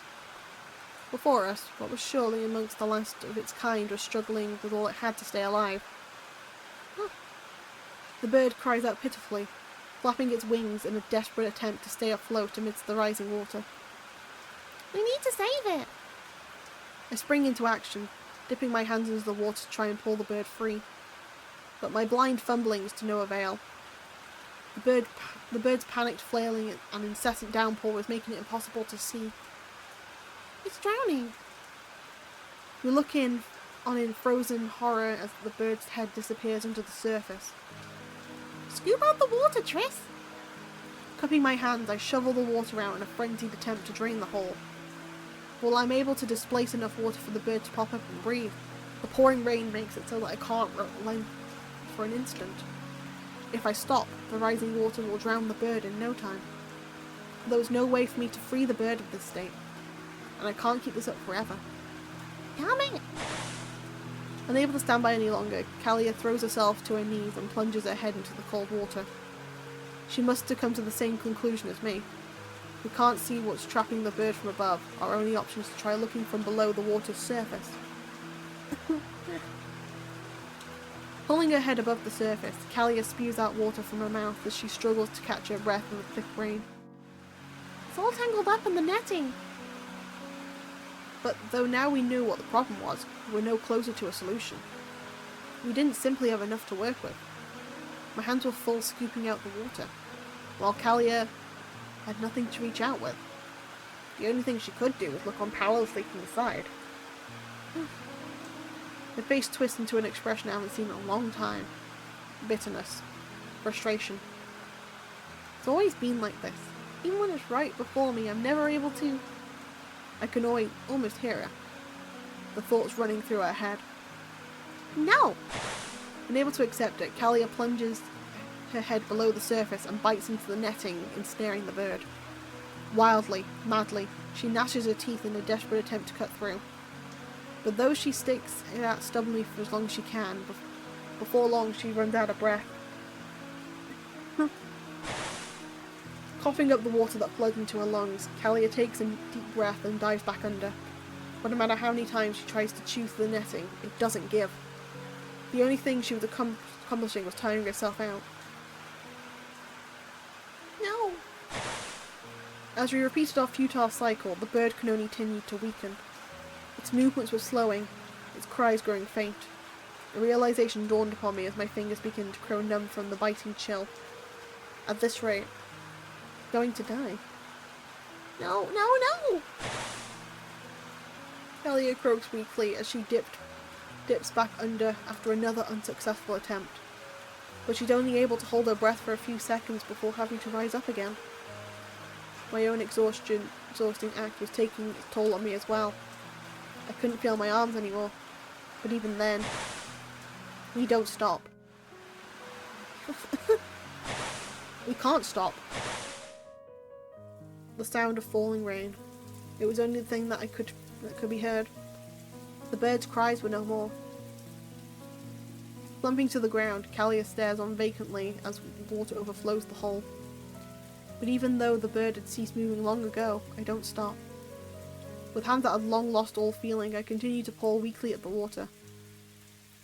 It's the same. The same as that time. In my mind's eye, I can't help but see it. The circle of light above us, so far out of reach. The slippery stones surrounding us, so dark, so cold. Her warm blood throwing through my fingers, so red. So red. Stop! Let go of her. Stop it, Triss. Let go of her, Triss. She's dead. She's dead. I grab at my temples as a nauseating pressure begins to build up in my skull. Deep within me, something begins to smoulder. A fire was trying to catch. But deprived of air, it forms nothing more than smoking embers. Why? The well's chilly water, slowly running red as the life bleeds out of her body. Something hot begins to leak from the corners of my eyes as images from the time consume my vision. Why? My bloody hands slowly becoming numb with pain as I slam them against the stone walls. The sensation of that day began to meld and overlap with the present, sending tremors rippling through my body. I'm sorry. Her chapped lips, repeating one thing. I'm sorry. Repeating one thing. The ashes of a failed fire swell up inside me as the verse presses down on my heart like a suffocating vice. I open my mouth in a frail attempt to release the rage and grief searing me. But unable to produce the words that could carry it all away, I choke and gag pathetically. It was like there was a cork in my throat. Well, I've got the bucket again. With no way to escape, the cloud's swirling cinder claws madly at my insides. I'm gonna burn away from the inside out. Words that wouldn't come. A flame that could not be extinguished or quelled. No matter how much I wanted to howl and roar with all my heart, I couldn't utter a single thing. So I started to run. I take off with all my might into the curtain of falling rain. Triss! Kalia screams out from somewhere behind me, but her cries don't reach me. With no regard to where I'm heading, I dash forward madly. I just don't understand. Why? Why can't I do anything? Yet again, I was powerless. Unable to even cry out and protest, as it all slipped through my fingers. Triss! I'm chasing after something, but I can't see what. For some reason, I could barely make out what was ahead of me. Something was clouding up my vision so much I could only vaguely discern its receding outline. Triss! Ah. It's getting away. It's getting away. It's getting away. Triss! Even though it had long disappeared from my view, I don't relent my pursuit. I didn't know any other way to deal with all things smouldering inside me. So even though I could barely see in front of me, I continued to run. Forward, forward, endlessly, eternally. Triss! My lungs are tearing to pieces. My heart is pounding into paste. My legs are crumbling beneath me. With no outlet, the hot pressure continues to build up inside me. Like a bottle of scalding liquid that I've been violently shaken up. Triss! Sorry, Chris.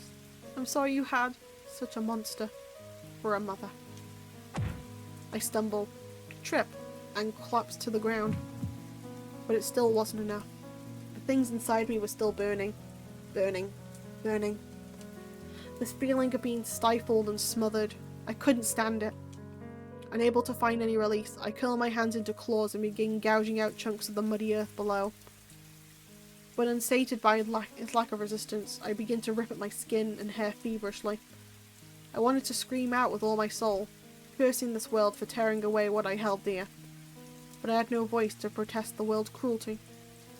My mouth merely flapped open and shut pathetically like a dying fish.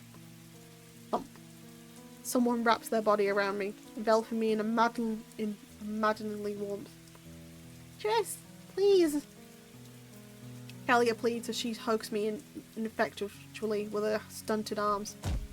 I thrash wildly, violently knocking her into the mud. But undeterred, she gets back up and throws herself on me again. Triss, stop! You're hurting yourself! Unable to stand the scent of restraint, I shake her off once more. But even though she can't hold on to me very well, she doesn't stop trying. No matter how many times I send her tumbling into the mud, she stubbornly flings herself back onto me. After a final attempt to subdue me, I collapse face first into the mud, panting heavily as Kalia embraced me brokenly from behind. Oh, heavy breathing and the rain's apathetic pattering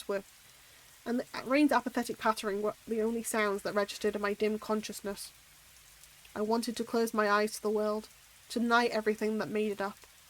I wanted to disappear, to wake up to a place where everyone welcomed me with warm smiles. I desired nothing more than to hear her gentle voice telling me it was all but a horrible nightmare. For a moment, I felt what I wished would actually come true. But then Kalia spoke, tearing me away from that hopeless dream. You remembered, didn't you? Our mommy died.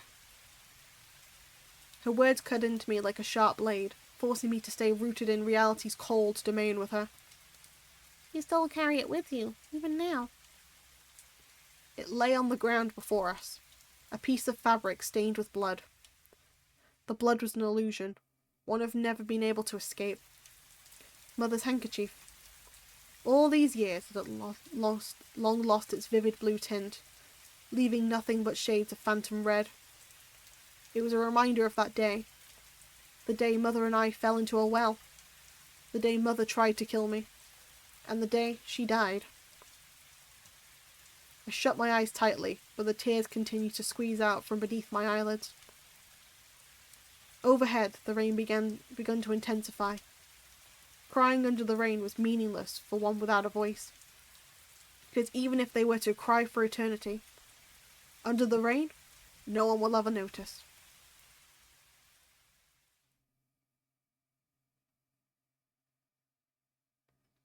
Anno Mundi, 15 years before the fire of collapse.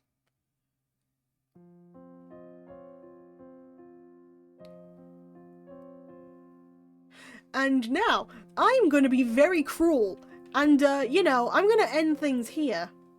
Because this is an entirely different story part. And I want to save this for another time we read. So, thank you, everybody, for joining.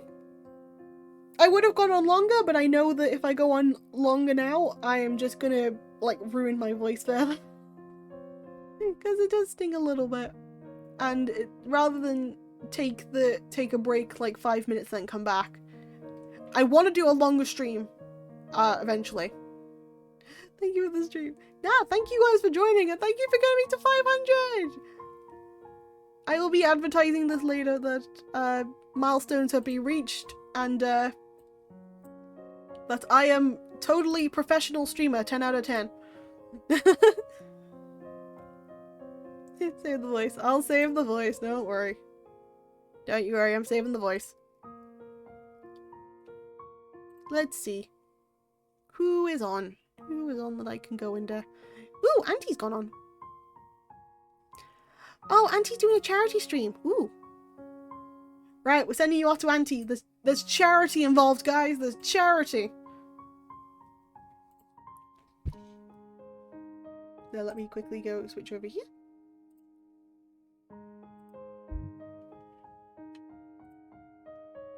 So yes, anyone who's just joined, thank you so much for joining. Anyone's been here the entire time, thank you so much too. It's been a pleasure as always. And now, until the next time these archives are open, you need but simply to ask. Bara, pronoun, inos with the. Goodbye everybody, hulva, amicha. And thank you again for being here. I genuinely I appreciate you guys. I want to just keep telling you that. I do genuinely appreciate every one of you. So please take care of yourselves, okay? Bye bye. Also, I'll try and stick to a schedule eventually, I promise.